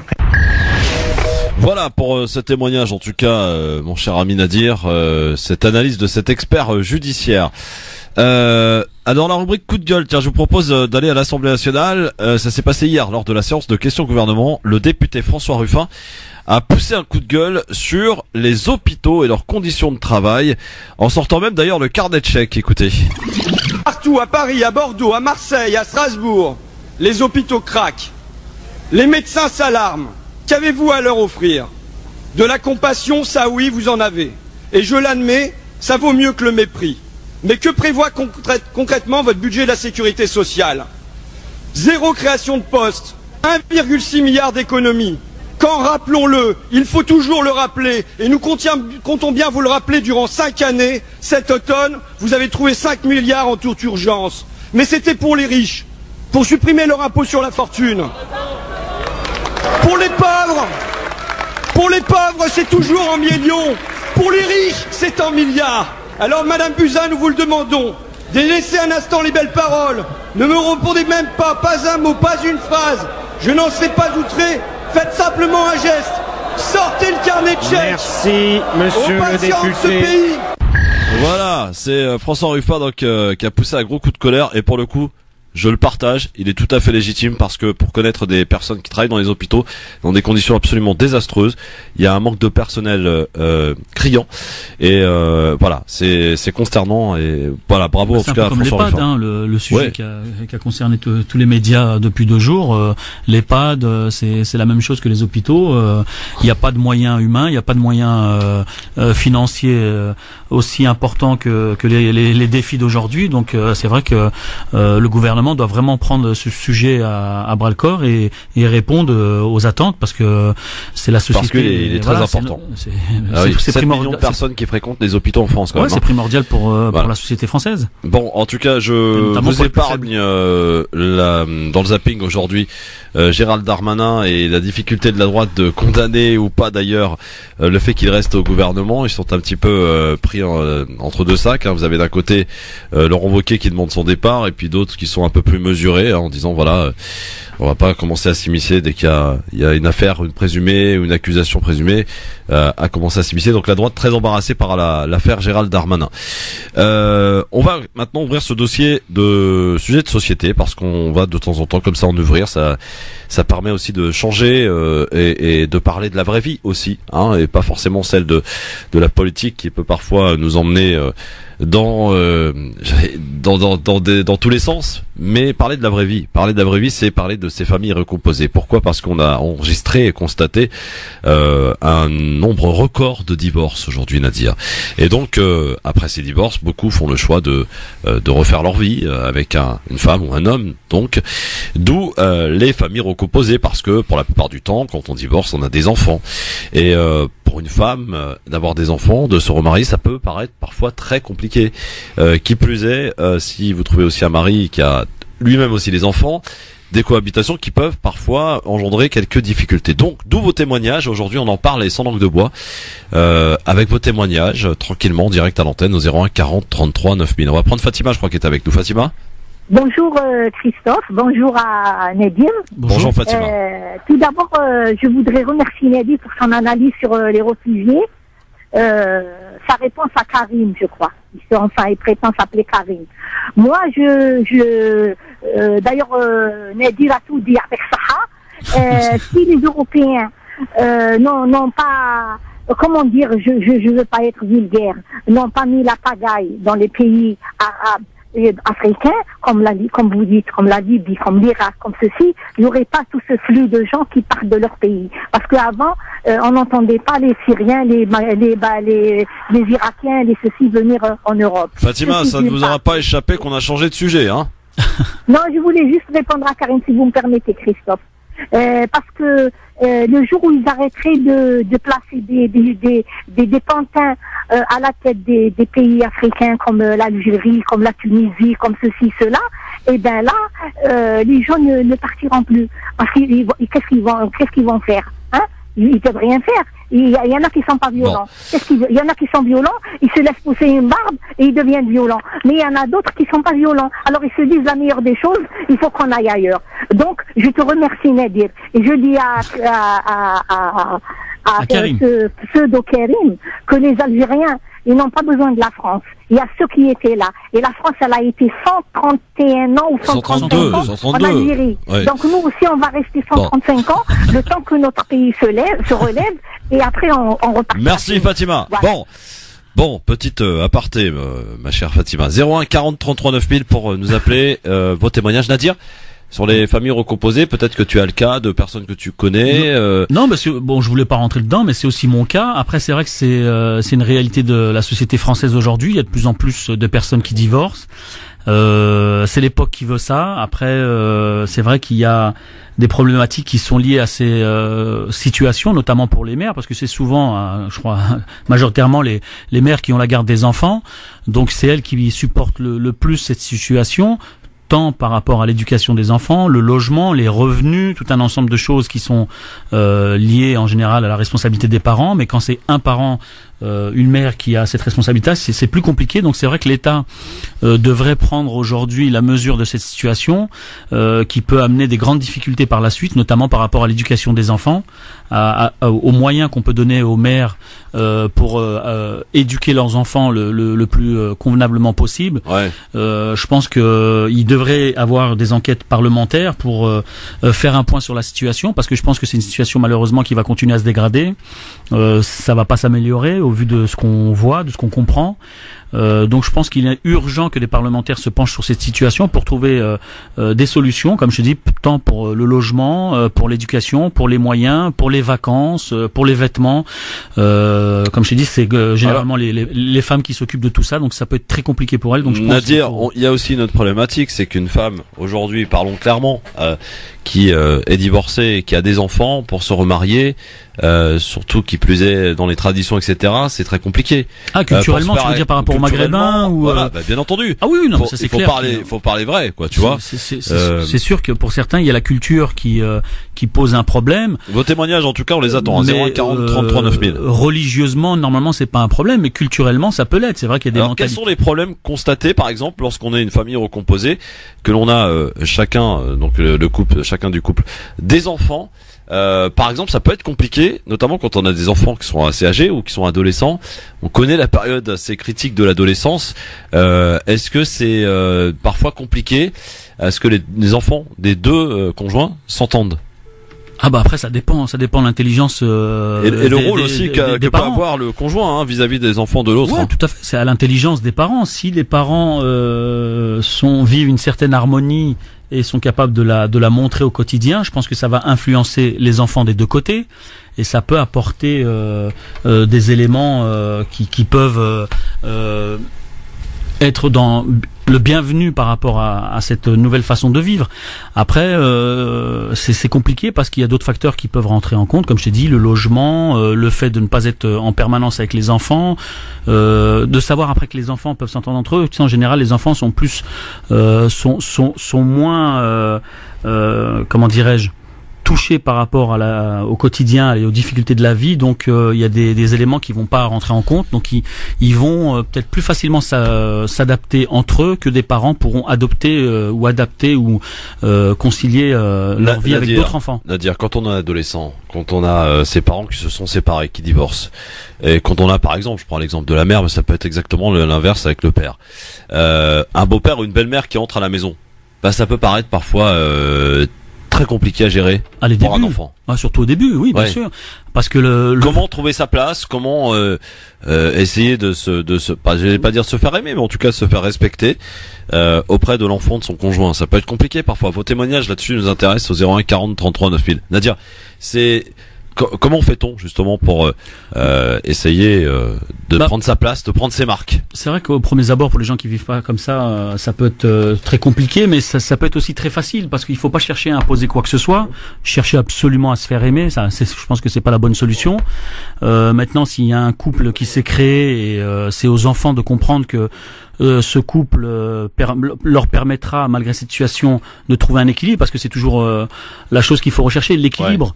Des deux côtés, c'est pas les enfants, mais ils sont amenés à vivre ensemble, que ce soit le temps d'un week-end ou de façon permanente. Donc, comme je te disais, c'est à l'intelligence des parents, sans chercher à remplacer le père ou la mère qui est parti. C'est des adultes qui récupèrent une situation, qui vivent une nouvelle situation particulière. Donc, c'est le plus important, c'est ce que seront capables de démontrer les parents. Après, les enfants, je t'ai dit, en termes de ça peut être moins compliqué que des adultes. Ça peut être plus facile pour des enfants de vivre ça que des adultes. Témoignage de Zaya qui nous appelle du Havre au 01 40 33 9000. Bonsoir Zaya. Oui, bonsoir Christophe. Je vous appelle sur le sujet question. Voilà, j'ai fait l'expérience. J'ai divorcé avec mon mari. J'avais 3 enfants, dont 2 adolescents. Et quand mon mari s'est remarié, il a ramené du blé. Et aussitôt arrivé chez mes enfants ont quitté le domicile. Et donc, ils sont venus habiter parce que mes enfants, ils n'acceptaient pas que cette personne-là ait pris ma place, vivait dans où j'ai vécu pendant des années. Donc, mes enfants sont partis. Ils sont partis habiter avec vous, c'est ça? Non. Parce que mes enfants, ils avaient 18 ans, 17 ans et demi et 18 ans. D'accord. Donc ils n'ont pas supporté l'arrivée de cette nouvelle femme au sein du domicile dans lequel ils ont grandi depuis tout petit. Parce que pour eux, c'était pas supportable. Pour eux, allonger dans mes assiettes. C'était ça. Et vous n'avez pas pensé à refaire votre vie? Vous n'avez pas eu l'occasion de le faire? Non. N'en est pas question. Ni l'envie. Je suis partie, j'avais ma fille qui avait 14 ans. Non, il n'en était pas question que ma fille puisse vivre avec quelqu'un d'autre que son père. Merci Zaya. Oui. Je peux vous donner des tas d'exemples dans les mêmes situations que moi. J'ai ma soeur. On a été coupé avec Zaya. Je peux donner un exemple, moi j'en ai un autre. Oui, vas-y, alors parle-nous d'un autre exemple. L'exemple, bon, j'y ai pas pensé tout de suite, mais moi j'ai vécu ça après le décès de ma mère. Mon père s'est remarié avec une femme qui est venue d'Algérie. Ça s'est passé correctement, on va dire, les 6 premiers mois, et après ça a été un cauchemar parce que ma belle-mère ne voulait pas d'enfants et ne nous a jamais accepté. Donc ça a été des conflits permanents. Donc c'est pour ça que je te dis, c'est compliqué par rapport aux enfants. Faut pas oublier que tout le monde va être affecté, les enfants comme les parents, ou la nouvelle situation qui s'offre à eux. Mais c'est très compliqué parce que si les parents ne sont pas dans cette optique d'accepter les parents, même si c'est pas les leurs, c'est sûr que ça va amener des problèmes. Ça c'est la base. Alors aussi, on peut parler d'une autre problématique. Je sais que j'entends autour de moi aussi des femmes qui ont des problèmes avec les belles familles, parce que quand on est une femme divorcée, qu'on se remarie, donc on a nos enfants, effectivement, comme on le disait tout à l'heure. Et parfois les belles-mères ont du mal à accepter les enfants de la femme en question. Autre témoignage, Nadia qui nous appelle de l'Oise. Bonsoir Nadia. Oui, bonsoir tout le monde. Bonsoir. Donc moi je suis pas remariée mais divorcée. Mais je voulais témoigner parce que remariage, il faut pouvoir. Je suis maman de 3 enfants et dans la communauté maghrébine, un homme qui rencontre une femme divorcée avec 3 enfants, ça le fait fuir. Parce que pour lui, c'est une femme qui cherche quelqu'un pour élever ses enfants, pour subvenir aux besoins. Alhamdoulilah, j'ai mon travail, j'arrive à subvenir, mais c'est la réalité. Dès que je dis 3 enfants, ça faisait fuir. Au jour d'aujourd'hui, j'ai arrêté de chercher. Donc voilà, je me suis fait une raison, mais c'est une réalité. C'est beaucoup plus difficile pour une maghrébine divorcée de refaire sa vie que pour un homme. C'est ça, moi je l'entends, mais c'est vrai que c'est surtout culturel, hein. Vous le disiez, chez les Maghrébins ou chez 3 enfants, ça fait, je vous assure que ça fait fuir. Ah oui, mais ça, entre guillemets, c'est pas que je peux le comprendre, mais je l'entends parce que je me mets à la place de l'homme, de se dire voilà, d'arriver déjà dans une situation où il y a déjà des enfants, ça peut lui faire peur. Mais bon, après, c'est à l'intelligence de la personne, quand on aime une personne. Voilà. Après, autre chose. Madame, pardon, Nadia, pardon. J'en connais des personnes qui ont effectivement divorcé comme vous, qui ont 3 enfants et des petits en plus, et qui se sont remariés et qui vivent parfaitement heureux, j'allais dire. Alors, ce n'est pas non plus sans épargner le fait que par exemple pour le mari qui n'a pas d'enfant, pour citer cet exemple, qui a pris une femme avec 3 enfants, s'est fâché avec toute sa famille parce qu'ils n'ont pas accepté. Voilà. Oui, parce qu'il l'accepte pas. Ah oui, donc ça c'est la bêtise, mais bon, ça fait partie des choses à savoir aussi. Nadia, oui. Exactement. Après, je voulais témoigner d'autres choses. En fait, au jour d'aujourd'hui, nous, on a eu l'intelligence avec mon ex-mari de garder de bons rapports. Au jour d'aujourd'hui, je le pousse à se remarier. Ouais. Parce que moi, je peux pas gérer les enfants, mais lui, il est tout seul. Or, c'est les enfants qui n'acceptent pas. Ah oui. Ouais. Parce que voilà. Est-ce que vous pensez vraiment peut-être un petit peu plus tard, j'allais dire quand vos enfants seront plus grands, éventuellement de refaire votre vie, parce que vous avez effectivement votre vie de maman, mais vous devez pas exclure votre vie de femme. J'ai plus cette frustration, mais j'ai pas fermé la porte. D'accord, la porte reste toujours ouverte. Très bien. Reste ouverte. Après, je vais vous dire, je vais pas prendre un homme juste pour avoir un homme. J'ai compris. Voilà, je m'en sors très bien avec mes enfants, éducation, tous les niveaux, je m'en sors très bien. Mais voilà, quelqu'un qui va être moralement, je veux dire ce que j'attends. Je vais pas me marier juste pour me marier. Oui, j'ai compris. Merci beaucoup en tout cas Nadia et bon courage et merci de nous avoir livré votre témoignage. Au revoir Nadia, à bientôt du côté de l'Oise. 01 40 33 9000. C'est vrai que finalement, au travers des témoignages que nous avons eus, mon cher Nadir, c'est finalement des situations qu'on connaît, quoi, qu'on côtoie. On a tous autour de nous, des gens qui sont concernés. Alors, peut-être un autre appel. Allô, bonsoir. Oui, bonsoir, c'est Moustapha Damien. Bonsoir Moustapha Damien. Alors, c'est peut-être intéressant d'avoir l'avis d'un homme, tiens, pour le coup. Ouais, voilà, pour moi, je suis pas divorcé ou quoi. Bon, j'ai dans mon entourage qui sont divorcés. Ouais. Après, c'est très dur pour une femme de retrouver un homme, de se remarier, surtout quand elle a des enfants. Et pour un homme aussi, c'est aussi dur parce que ce sont pas ses enfants. Il y a toujours un conflit entre les enfants et les beaux-parents. Enfin, souvent, c'est pas toujours, mais il y a souvent un conflit qui se crée parce que voilà, les enfants aussi, on n'accepte pas souvent que leurs parents divorcent et n'acceptent pas non plus une nouvelle personne qu'ils connaissent pas dans leur vie, en fait. Tu comprends? Ouais, non, mais je comprends, bien sûr, mais c'est la difficulté, c'est pour ça qu'on avait décidé d'en parler avec vous. À savoir, chez nous, dans une communauté maghrébine, une communauté musulmane, un homme qui marie une femme qui est divorcée ou qui est veuve, qui a des enfants, il y a une très grande récompense vis-à-vis de Dieu parce que c'est un. Exactement. Bravo, Moustapha. C'est pas interdit. Au contraire, chez nous, c'est. Non, mais bien sûr, mais de toute façon, on m'a toujours dit, Moustapha, vous savez, je vais vous dire un truc. On m'a dit, si tu veux avoir des réponses à tes questions en matière de religion, il faut que tu procèdes avec la logique. Tout ce qui est logique est religieux. Tout ce qui ne l'est pas, ne l'est pas. Exactement. Voilà. Donc ça paraît extrêmement logique, effectivement, ce que tu dis. Donc ça peut évidemment. Puis il faut arrêter d'utiliser la religion pour parfois ne pas faire ou faire quelque chose, hein, tu vois. Exactement. Voilà. C'est pas. Mais en tout cas, bravo de l'avoir rappelé, Moustapha. Pas les choses, au contraire, on félicite. Exactement. Vous avez tout à fait raison et merci d'avoir souligné ce point très important, Moustapha Damien. Je ne sais pas parce qu'il y en a beaucoup qui disent oui chez nous. Oui, je sais, mais ça, ce sont des ignorants. Il y en a un paquet. J'ai un ami, son père, quand il s'est marié avec la mère de mon ami. Cette femme était veuve avec un enfant et il a accepté l'enfant comme son fils et ça se passe très bien.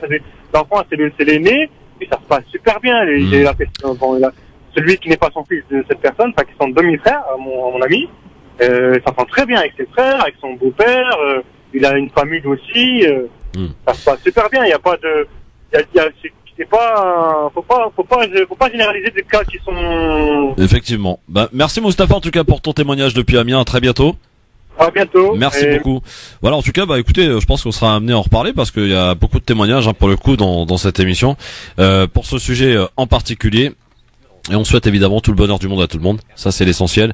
Et puis, beaucoup d'intelligence, une bonne dose d'intelligence pour que tout ça, j'allais dire, se marie bien, sans jeu de mots d'ailleurs, pour que tout le monde puisse trouver sa place. C'est un peu ça l'essentiel dans les familles recomposées, et qui pour le coup est récompensé. Surtout par rapport aux enfants. Oui, surtout par rapport aux enfants. Faut pas faire n'importe quoi. C'est vrai, comme disait Nadia, on peut pas. Voilà, ma porte n'est pas fermée, mais j'ai pas envie de me marier pour me marier. Et quand on a des enfants, on a une responsabilité qui est davantage. Et il faut faire extrêmement attention. Et les décisions du mariage, pour moi en tout cas, ce n'est que mon avis, c'est vraiment pas une décision à la légère. Personnellement, j'ai mis quelques années à me décider. Et c'est un engagement. Et alhamdoulilah, ça fait presque 20 ans maintenant, donc. En espérant que ça soit jusqu'à la fin, quoi. Ça se fête, ça, 20 ans? Pas tout à fait, mais presque, quoi. Mais ouais, ça se fête. Je sais pas. Bien sûr, il y a aucun problème. Allez, dans un instant, coup de cœur de notre ami Nadir Kaya et surtout Libertad. 01 40 33 9000. C'est vous qui avez la parole plus que jamais dans cette émission. Je vous souhaite vraiment la bienvenue et je vous remercie. Merci beaucoup à toutes et toutes, de Pantin au Havre, en passant par Orléans, Marseille, au Canada et Paris, de nous écouter chaque jour un peu plus. C'est votre émission, messieurs, dames, c'est la vôtre, donc vous y participez, vous y apportez votre petite pierre à l'édifice. Et Dieu sait qu'elle est importante. À tout de suite. France Maghreb 2, France Maghreb 2. Dans un instant, messieurs, dames, Libertad, allez-y, vous pouvez vous rapprocher de votre téléphone, on va vous écouter dans un instant. 01 40 33 9000 pour l'heure. Voici le coup de cœur de Nadir Kaya. Jingle. France Maghreb 2, le coup de cœur. Nadir, tu vas nous parler de l'association Banlieue Plus qui va avoir un stand au Salon du Livre. Ouais, alors attends, parce que là j'essaie de faire partir l'enregistrement, c'est bon. Oui, ça va faire 3 ans qu'on a un stand au Salon du Livre du Maghreb. Aujourd'hui c'est le Maghreb Orient des livres, donc pour l'année 2018. Donc on va avoir un stand où on pourra retrouver Asma Rako Mom, qui est la première gagnante du prix Banlieue Plus, suite aux ateliers d'écriture, avec son livre qu'elle a édité, qui s'appelle Le Fils de Zawa. Et on aura également Miroir de vie, qui est un recueil collectif de tous les participants de l'année précédente, sous la tutelle de Julien Wagner, qui est journaliste et écrivain, qui a conduit les ateliers pendant 2 ans. Il y aura également Zora Ben Ali, qui est la coordinatrice de l'association et responsable, entre autres, des ateliers d'écriture. Donc voilà, ça fait plaisir de pouvoir avoir. C'est où et quand ? Ça commence vendredi après-midi, c'est à l'hôtel de ville de Paris. Donc pour nous ce sera à partir de 16h45 au stand de l'auteur, l'éditeur le Lamentin. Donc vous pourrez voir les 2 livres qui sont sortis des ateliers d'écriture, notamment celui de Asma Rako Mom, Le Fils de Zawa, et Miroir de vie, un recueil collectif de tous les participants de l'année dernière. Donc voilà. À partir de vendredi, donc à l'hôtel de ville de Paris, l'association Banlieue Plus y sera. Merci beaucoup Nadir. Merci à vous. C'est parti pour Libertad, messieurs, dames. 01 40 33 9000. Vous le savez, chaque soir, pour terminer cette émission, on vous offre la parole, la possibilité de vous exprimer, de nous dire ce que vous avez envie de nous dire, ce que vous voulez en l'occurrence, réagir à l'émission, ou peut-être nous apporter une manifestation qui se passe près de chez vous, passer simplement un bonjour, une déclaration d'amour, tiens, pourquoi pas. On parlait de divorce, on va aussi parler d'amour, c'est aussi intéressant. Bref, ce que vous voulez, 01 40 33 9000, on vous prend sans filtrage en direct. 01 40 33 9000, France Maghreb 2, bonsoir. Oui, bonsoir, Daoud, Rome-la-Maison. Salut Daoud.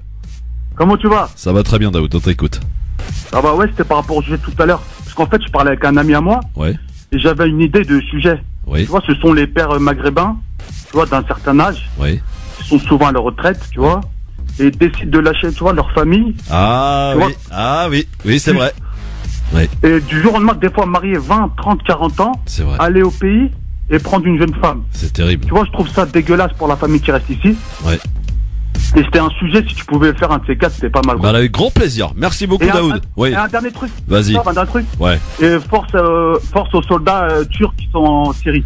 Voilà. Merci Daoud. Merci à toi. Merci, bon courage. Bon courage. 01 40 33 9000. C'est vrai que c'est un vrai sujet pour le coup. Et là, on en connaît aussi, hein. Des darons qui ont travaillé toute leur vie, qui à la retraite décident de partir au bled pour aller se remarier avec une jeune femme. Très très jeune femme pour la plupart du temps d'ailleurs, et qui abandonne famille, femme et enfants. Ouais, on a entendu ça à une époque. Je sais pas si ça se pratique encore aujourd'hui, mais bon, heureusement c'était des cas isolés. Franchement. France Maghreb 2, bonsoir. Oui, bonsoir Christophe. Bonsoir chère madame, quel est votre prénom? Et bonsoir à votre invité aussi. Excusez-moi, je sais pas. Nadir, il s'appelle. Nadir, pardon. Voilà, votre prénom. Prénom.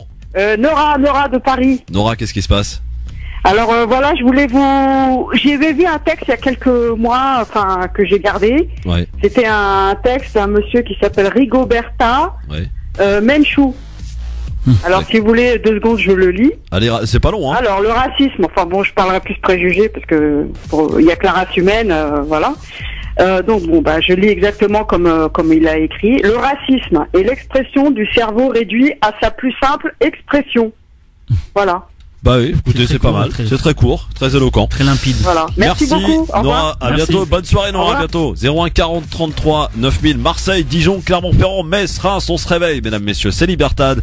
C'est votre espace de liberté, la seule émission sur la bande FM, sur le DAB et sur tous les moyens qu'il y a à disposition pour écouter la radio dans le monde. Eh bien, on vous l'offre, cet espace de liberté. Libertad. Retenez bien, c'est France Maghreb 2, c'est surtout le grand forum. France Maghreb 2, bonsoir. Bonsoir, Bonsoir. je suis Soraya de Torcy. Bonsoir Soraya de Torcy, soyez la bienvenue, chère Soraya. Bonsoir à toute l'équipe. Bonsoir. Mon message est pour tous ces parents qui élèvent les enfants seuls. Oui. Avec l'aide de Dieu toujours. Mais alors, ils ont le plus beau trésor à côté d'eux. C'est vrai. Mais souvent, l'image qu'on renvoie, c'est « Oh là là, mais ta vie est foutue ». Voilà, même la famille s'éloigne.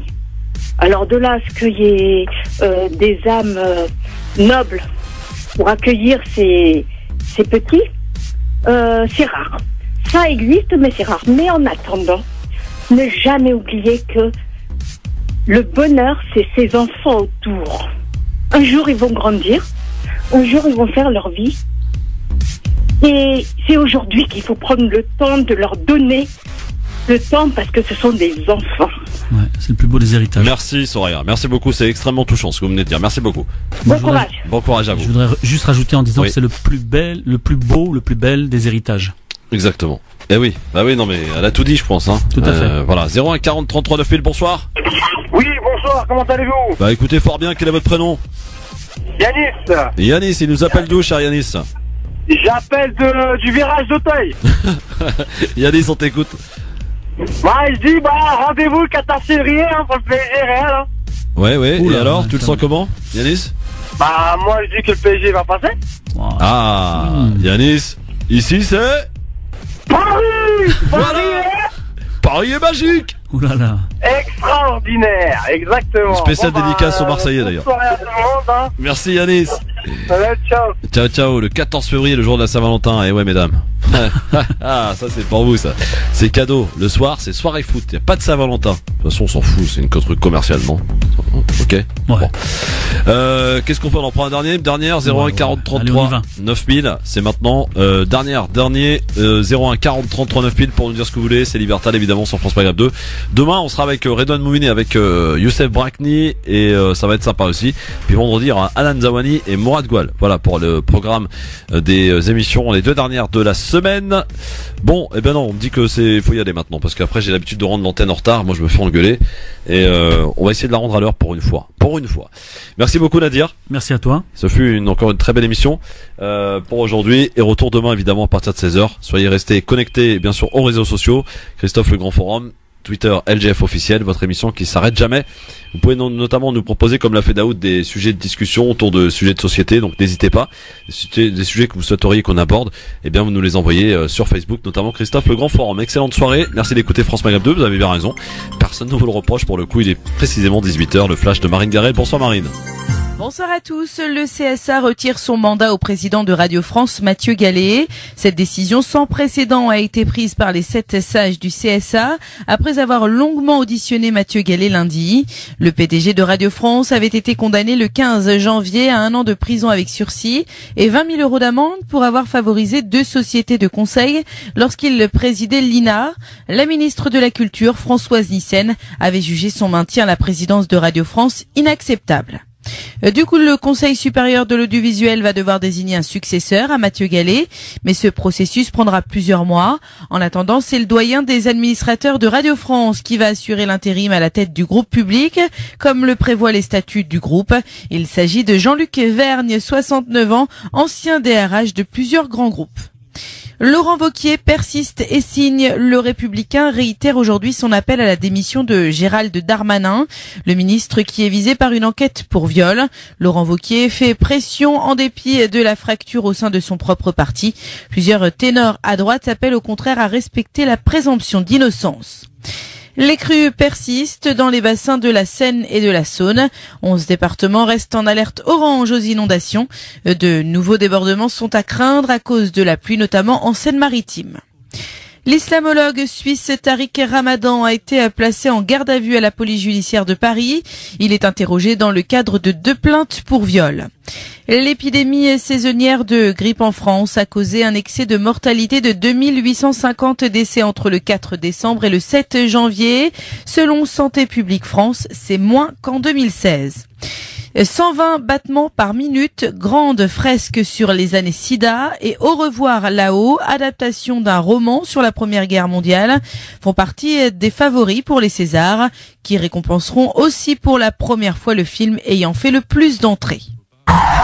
France Maghreb 2, service, info, musique, divertissement. France Maghreb 2. France Maghreb 2. On a vu ce matin à Paris. On y revient après avoir d'ailleurs été personne non grata au Qatar, c'est ce qu'on avait appris aussi hier. Bon, soyez les bienvenus, le LGF, c'est parti, vous voulez le programme? Eh bien le voici. Le Grand Forum avec Christophe Roux sur France Maghreb 2. Au programme de ce Grand Forum, on pensait la République en marche, à l'abri des dissensions internes, et pourtant depuis quelques semaines, une voix commence à s'élever au milieu du concert de louanges envers le gouvernement. Elle s'appelle Sonia Crimi, c'est une jeune députée de la République en marche, 35 ans, qui a décidé de dire ce qu'elle pense, et en particulier, elle dit non à Gérard Collomb. Pourquoi? Vous le saurez dans un instant. Comment se servir de la religion à des fins politiques? La preuve avec cette nouvelle affaire en date concernant une éventuelle abolition de la dot en Tunisie. Retour sur cette bataille entre l'Égypte et la Tunisie dans un instant. Sujet société tout à l'heure, après l'explosion des divorces enregistrés, nous nous interrogerons sur les familles recomposées. Est-il facile pour une femme divorcée avec des enfants de se remarier? Comment cohabiter avec les enfants de son conjoint? Vos témoignages sont les bienvenus aux alentours de 17h30 au 01 40 33 9000. La question du jour, en fauteuil roulant depuis l'explosion aux abords du Stade de France, Bilal a livré un témoignage fort et touchant lors du procès de Jawad Ben Daoud. Il m'a convaincu qu'il n'était pas au courant, déclare cette victime. Il s'agit surtout d'un imbécile, a-t-il encore ajouté. Était-il au courant qu'il avait affaire à des terroristes selon vous? C'est la question que l'on vous pose aujourd'hui et à laquelle vous répondez sur Facebook France Maghreb 2 ainsi que sur Twitter LGF officiel. Et pour terminer tout à l'heure, comme d'habitude, la bonne dose de liberté à travers Libertation. LGF, le Grand Forum avec vous mes amis, mesdames, messieurs, bienvenue à vous dans votre émission, votre talk de fin d'après-midi. Oui, c'est ici sur France Maghreb 2 que nous vous donnons rendez-vous chaque jour pour une bonne dose de liberté. Vous pouvez vous exprimer bien sûr en direct sur France Maghreb 2 01 40 33 9000 pour nous appeler, intervenir à n'importe quel moment dans cette émission sur France Maghreb 2 01 40 33 9000 par rapport notamment à la question du jour que l'on vous pose, notamment pour parler ce procès, la suite du procès de Jawad Ben Daoud au tribunal correctionnel de Paris. Pas du one-man show du prévenu hier.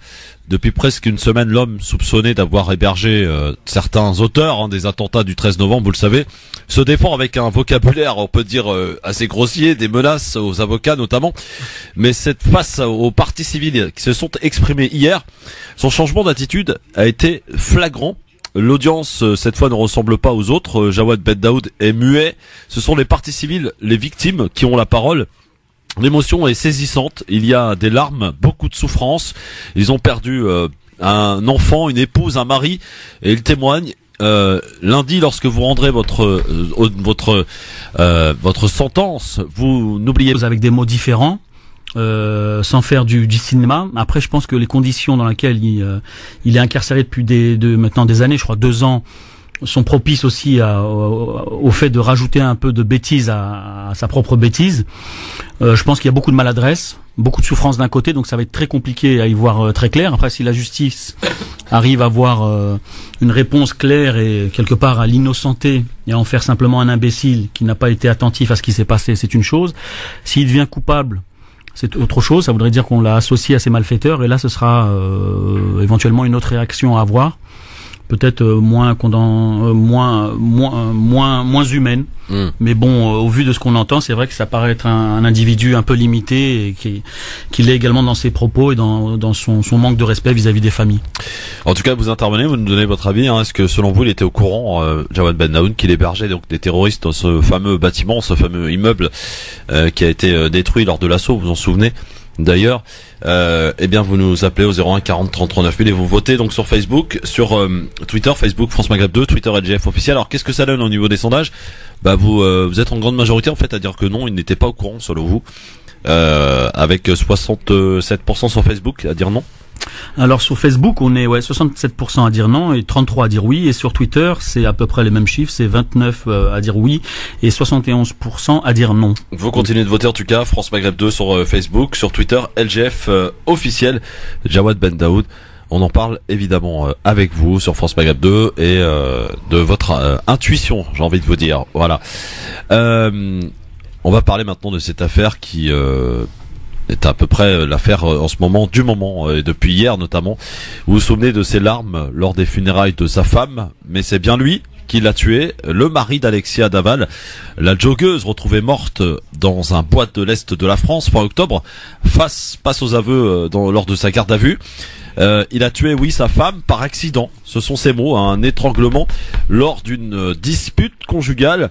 Jonathan Daval, 34 ans, est mis en examen donc pour meurtre sur conjoint. Maître Schwerdorfer, l'un de ses avocats, s'est exprimé hier, le visage grave. Écoutez. Nous ne défendrons pas un meurtrier, nous ne défendrons pas un assassin. Nous défendrons un jeune garçon qui, dans une crise de couple, a effectivement, de façon accidentelle, occasionné la mort de son épouse. Il est dévasté. Il a eu des mots pour Alexia, des mots d'amour, et nous nous retrouvons face à un drame terrible. Il y a juste un garçon qui perd pied, un accident. Oui, il l'a étranglé, dans ce qu'on peut appeler des violences volontaires. Pas des 130 morts qui vous regardent de là-haut. A-t-il lâché une victime? Une autre ajoute: si les prévenus ne sont pas les auteurs des attentats, ils en sont les complices. Puis une voix dissonante résonne, celle de Bilal, un homme assis, ancien boxeur, blessé au Stade de France. Il est aujourd'hui en fauteuil roulant et il s'adresse directement à Jawad Ben Daoud. Écoutez son témoignage. J'attendais cet échange. C'était une manière pour moi de comprendre s'il me disait la vérité ou pas. Jawad, pour moi, est un imbécile. Jawad, c'est pas un tueur, c'est pas un terroriste, Jawad. Pour moi, je confirme, Jawad, pour moi, n'est pas un terroriste. Jawad... Vous le trouvez sincère quand il le dit, c'est des négations? Dans les yeux, oui. Parce que dans les yeux, il peut pas mentir. Vous savez, j'ai une grande qualité. J'ai toujours su me servir de mes points. Donc Jawad, quand il me regarde dans les yeux, il sait de quoi je lui parle. Il est sincère. Il est sincère. Sincère pour Bilal, le logeur de Saint-Denis, donc est alors debout dans son box. Je te remercie d'être allé dans mon sens, lâche-t-il, sans pour une fois faire son numéro. Le procès de Jawad Ben Daoud devrait donc se terminer la semaine prochaine. L'homme risque jusqu'à 6 ans de prison et 90 000 € d'amende pour recel de malfaiteurs terroristes. Alors justement, la question du jour aujourd'hui, par rapport à ces déclarations de Bilal hier et face aux victimes, qui dit que pour lui, il n'y est pour rien, il ne connaissait pas ces fameux terroristes, enfin il ne savait pas en tout cas qu'ils étaient terroristes. Est-ce que, bien selon vous, Jawad Ben Daoud, effectivement, ne connaissait pas ces terroristes? Et bien vous répondez sur Facebook France Maghreb 2 ainsi que sur Twitter LGF officiel en nous appelant au 01 40 33 9000. Nadir, avant de regarder un petit peu ce qui se passe sur les réseaux sociaux, ton avis à toi sur ce procès qui est ultra médiatisé pour le coup et qui se fait remarquer avec un one-man show, on peut le dire, de Jawad Ben Daoud qui visiblement n'a plus rien à perdre et qui se fait remarquer avec un vocabulaire qui lui appartient pour le coup. Ouais, bon après par rapport au procès en lui-même, c'est assez compliqué parce que il faut savoir se positionner sur les différents aspects de cette affaire, notamment quand tu regardes du côté des familles qui ont subi une ou des pertes, c'est tragique. Inconsciemment, elles souhaiteraient que ça soit le coupable pour peut-être un peu perdre un peu toute cette souffrance qui s'est accumulée depuis des années, notamment par le fait de ne pas trouver réellement les coupables, et qui serait quelque part le bon coupable, même si il s'avère que c'est peut-être plus un gars avec un cerveau très limité, ne serait-ce par rapport à sa maladresse dans ses propos qu'il a pu tenir, parce qu'en face de lui, il a essentiellement des familles, des parents victimes de ce qui s'est passé, qui ont perdu un proche, donc je pense qu'il faut avoir une approche différente. Il aurait pu dire la même chose. Et qu'après, il a été dépassé partout. Il l'explique parce qu'ils avaient une relation de couple avec de très fortes tensions, qu'Alexia avait une personnalité écrasante, qu'il se sentait complètement écrasé, et qu'à un moment, il y a eu des mots de trop qu'il n'a pas su gérer, et ça a débordé. C'est hallucinant quand même la défense de l'avocat qui parle d'un caractère écrasant, d'une dominante en fait à propos d'Alexia, mais votre femme a un caractère dominant, c'est pour autant pas pour autant qu'on va la tuer quand même, tu vois. Nadir, c'est un peu choquant comme défense, accident. Moi non, même la posture de l'avocat regarde, elle est un peu bizarre, parce qu'habituellement un avocat, même quand il sait que son client est coupable ou sent la chose, va quand même garder une certaine comment dirais-je, une certaine distance. Alors que là, il donne des éléments qui paraissent des faits, voilà, quelque part il y a peut-être, je sais pas, il y a des choses qui sont pas cachées, qui sont dites comme ça ouvertement, assez directes, Donc ça fait moi personnellement, quand j'ai vu sa déclaration hier soir, ça m'a fait bizarre. Je me suis dit tiens, c'est marrant. Habituellement, les avocats sont toujours réservés, même quand ils savent que leur client est coupable. Ils ne donnent pas autant d'éléments, alors que là, on a l'impression qu'ils se libère, ou alors c'est peut-être une stratégie de communication, hein, de le rendre sympathique, quoi. C'est le coupable, mais il l'a pas fait exprès. Alors une pensée évidemment pour les parents d'Alexia qui avait déclaré tous ceux qui ont fait des marches, parce que dans les médias ils espéraient à toutes les femmes, à toutes les filles d'avoir un gendre, enfin à tous les parents de jeunes filles d'avoir un gendre comme Jonathan, parfait selon eux. Vous imaginez un petit peu la douleur qu'ils peuvent évidemment ressentir. En tout cas voilà, c'est l'affaire qui intéresse tous les médias aujourd'hui. Ça fait réagir. Bon, on peut quand même s'apercevoir que dans cette société, c'est pas le premier cas d'ailleurs, un premier exemple, hein, il y en a eu d'autres, bien il y a quand même des hommes qui arrivent à cacher, j'allais dire une certaine émotion et qui arrivent à mentir comme ça délibérément, je veux dire. C'est dur quand même. Moi j'ai du mal à imaginer quand même. Hein. Moi, ce qui me désole dans cette affaire, c'est qu'il y a une mort. Après, la façon dont c'est déroulé, c'est autre chose. Mais moi, je suis désolé, je suis toujours obligé de faire un comparatif par rapport au traitement médiatique. Quand tu vois l'affaire Yacine à Aulnay, le peu de relais médiatique. Alors que là, tu vois, on fait des unes, on interrompt le journal, les émissions, pour revenir là-dessus, basculer. Comment les médias s'intéressent à cette affaire d'une façon tellement importante qu'on se pose la question d'objectivité et de traitement notamment.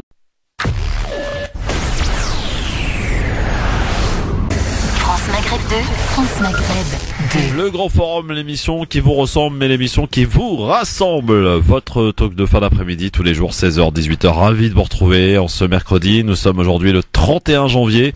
Et comme chaque mercredi, j'ai envie de dire, c'est notre ami Nadir Kaya. Comment il va, Nadir?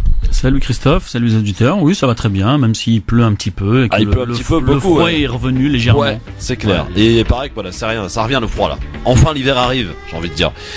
Bon, on va parler de quoi avec toi dans ton avis tranché, mon cher Nadir, tout à l'heure? C'est un petit texte ou une petite chanson que j'avais fait il y a quelques temps et que j'ai ressorti du tiroir, qui s'appelle. Tu chantes, Nadir? Non, pas encore. Non, j'écris quelques petits trucs de temps en temps quand j'ai un peu de temps. Et donc il s'appelait Révolutionnez-vous. Révolutionnez-vous. Toujours dans la prise de conscience des individus par rapport à cette société parfois injuste. Ouais. Donc voilà, c'était mon avis tranché. Ce sera mon avis tranché pour aujourd'hui. Et le coup de cœur, on va parler de ton association une nouvelle fois, Banlieue Plus. Ouais, Banlieue Plus, parce qu'on est convié comme depuis maintenant 3-4 ans au Salon du Livre Maghreb Orient à l'Hôtel de Ville. Donc on aura un stand là-bas avec les 2 livres qu'on a sortis. Le premier, celui d'Asma, la première gagnante de l'atelier des écritures. Ouais. Et le deuxième, c'est celui qui regroupe l'ensemble des bénévoles qui ont participé à l'atelier de l'année dernière. Donc ils ont sorti un livre avec un petit peu leur parcours et leur ressenti de cet atelier d'écriture. Donc voilà. Bon, alors parfait. Écoutez, on va tout de suite rentrer dans le vif du sujet et vous remercier d'abord d'avoir été extrêmement nombreux hier à l'écoute de l'émission spéciale Chibani. Beaucoup de retours, beaucoup d'émotions visiblement qu'on a réussi à transmettre au travers de témoignages de Chibani qui était avec nous hier. Et cette bonne nouvelle qui est tombée en début d'après-midi, c'est la SNCF qui a de nouveau été condamnée pour discrimination envers ces Chibani. La SNCF qui a pour l'heure 1 mois pour faire appel et se pourvoir en cassation, sachant que c'est le dernier recours qu'ils ont en leur possession. Donc on peut évidemment se féliciter de cette condamnation qui est intervenue donc en début d'après-midi. Et puis permettez-moi de dédier aussi cette émission à Aeta Mimi qui a aujourd'hui 17 ans. Et vous le savez où elle se trouve, dans les prisons israéliennes, pour avoir eu le tort de baffer un militaire israélien. Donc bon anniversaire à elle et bravo à elle pour son courage. Et on en reparlera aussi peut-être d'ailleurs tout à l'heure si on a d'autres éléments. On a appris aussi la garde à vue de Tariq Ramadan dans le cadre de son affaire de viol, donc présumé aujourd'hui. Il a été placé en garde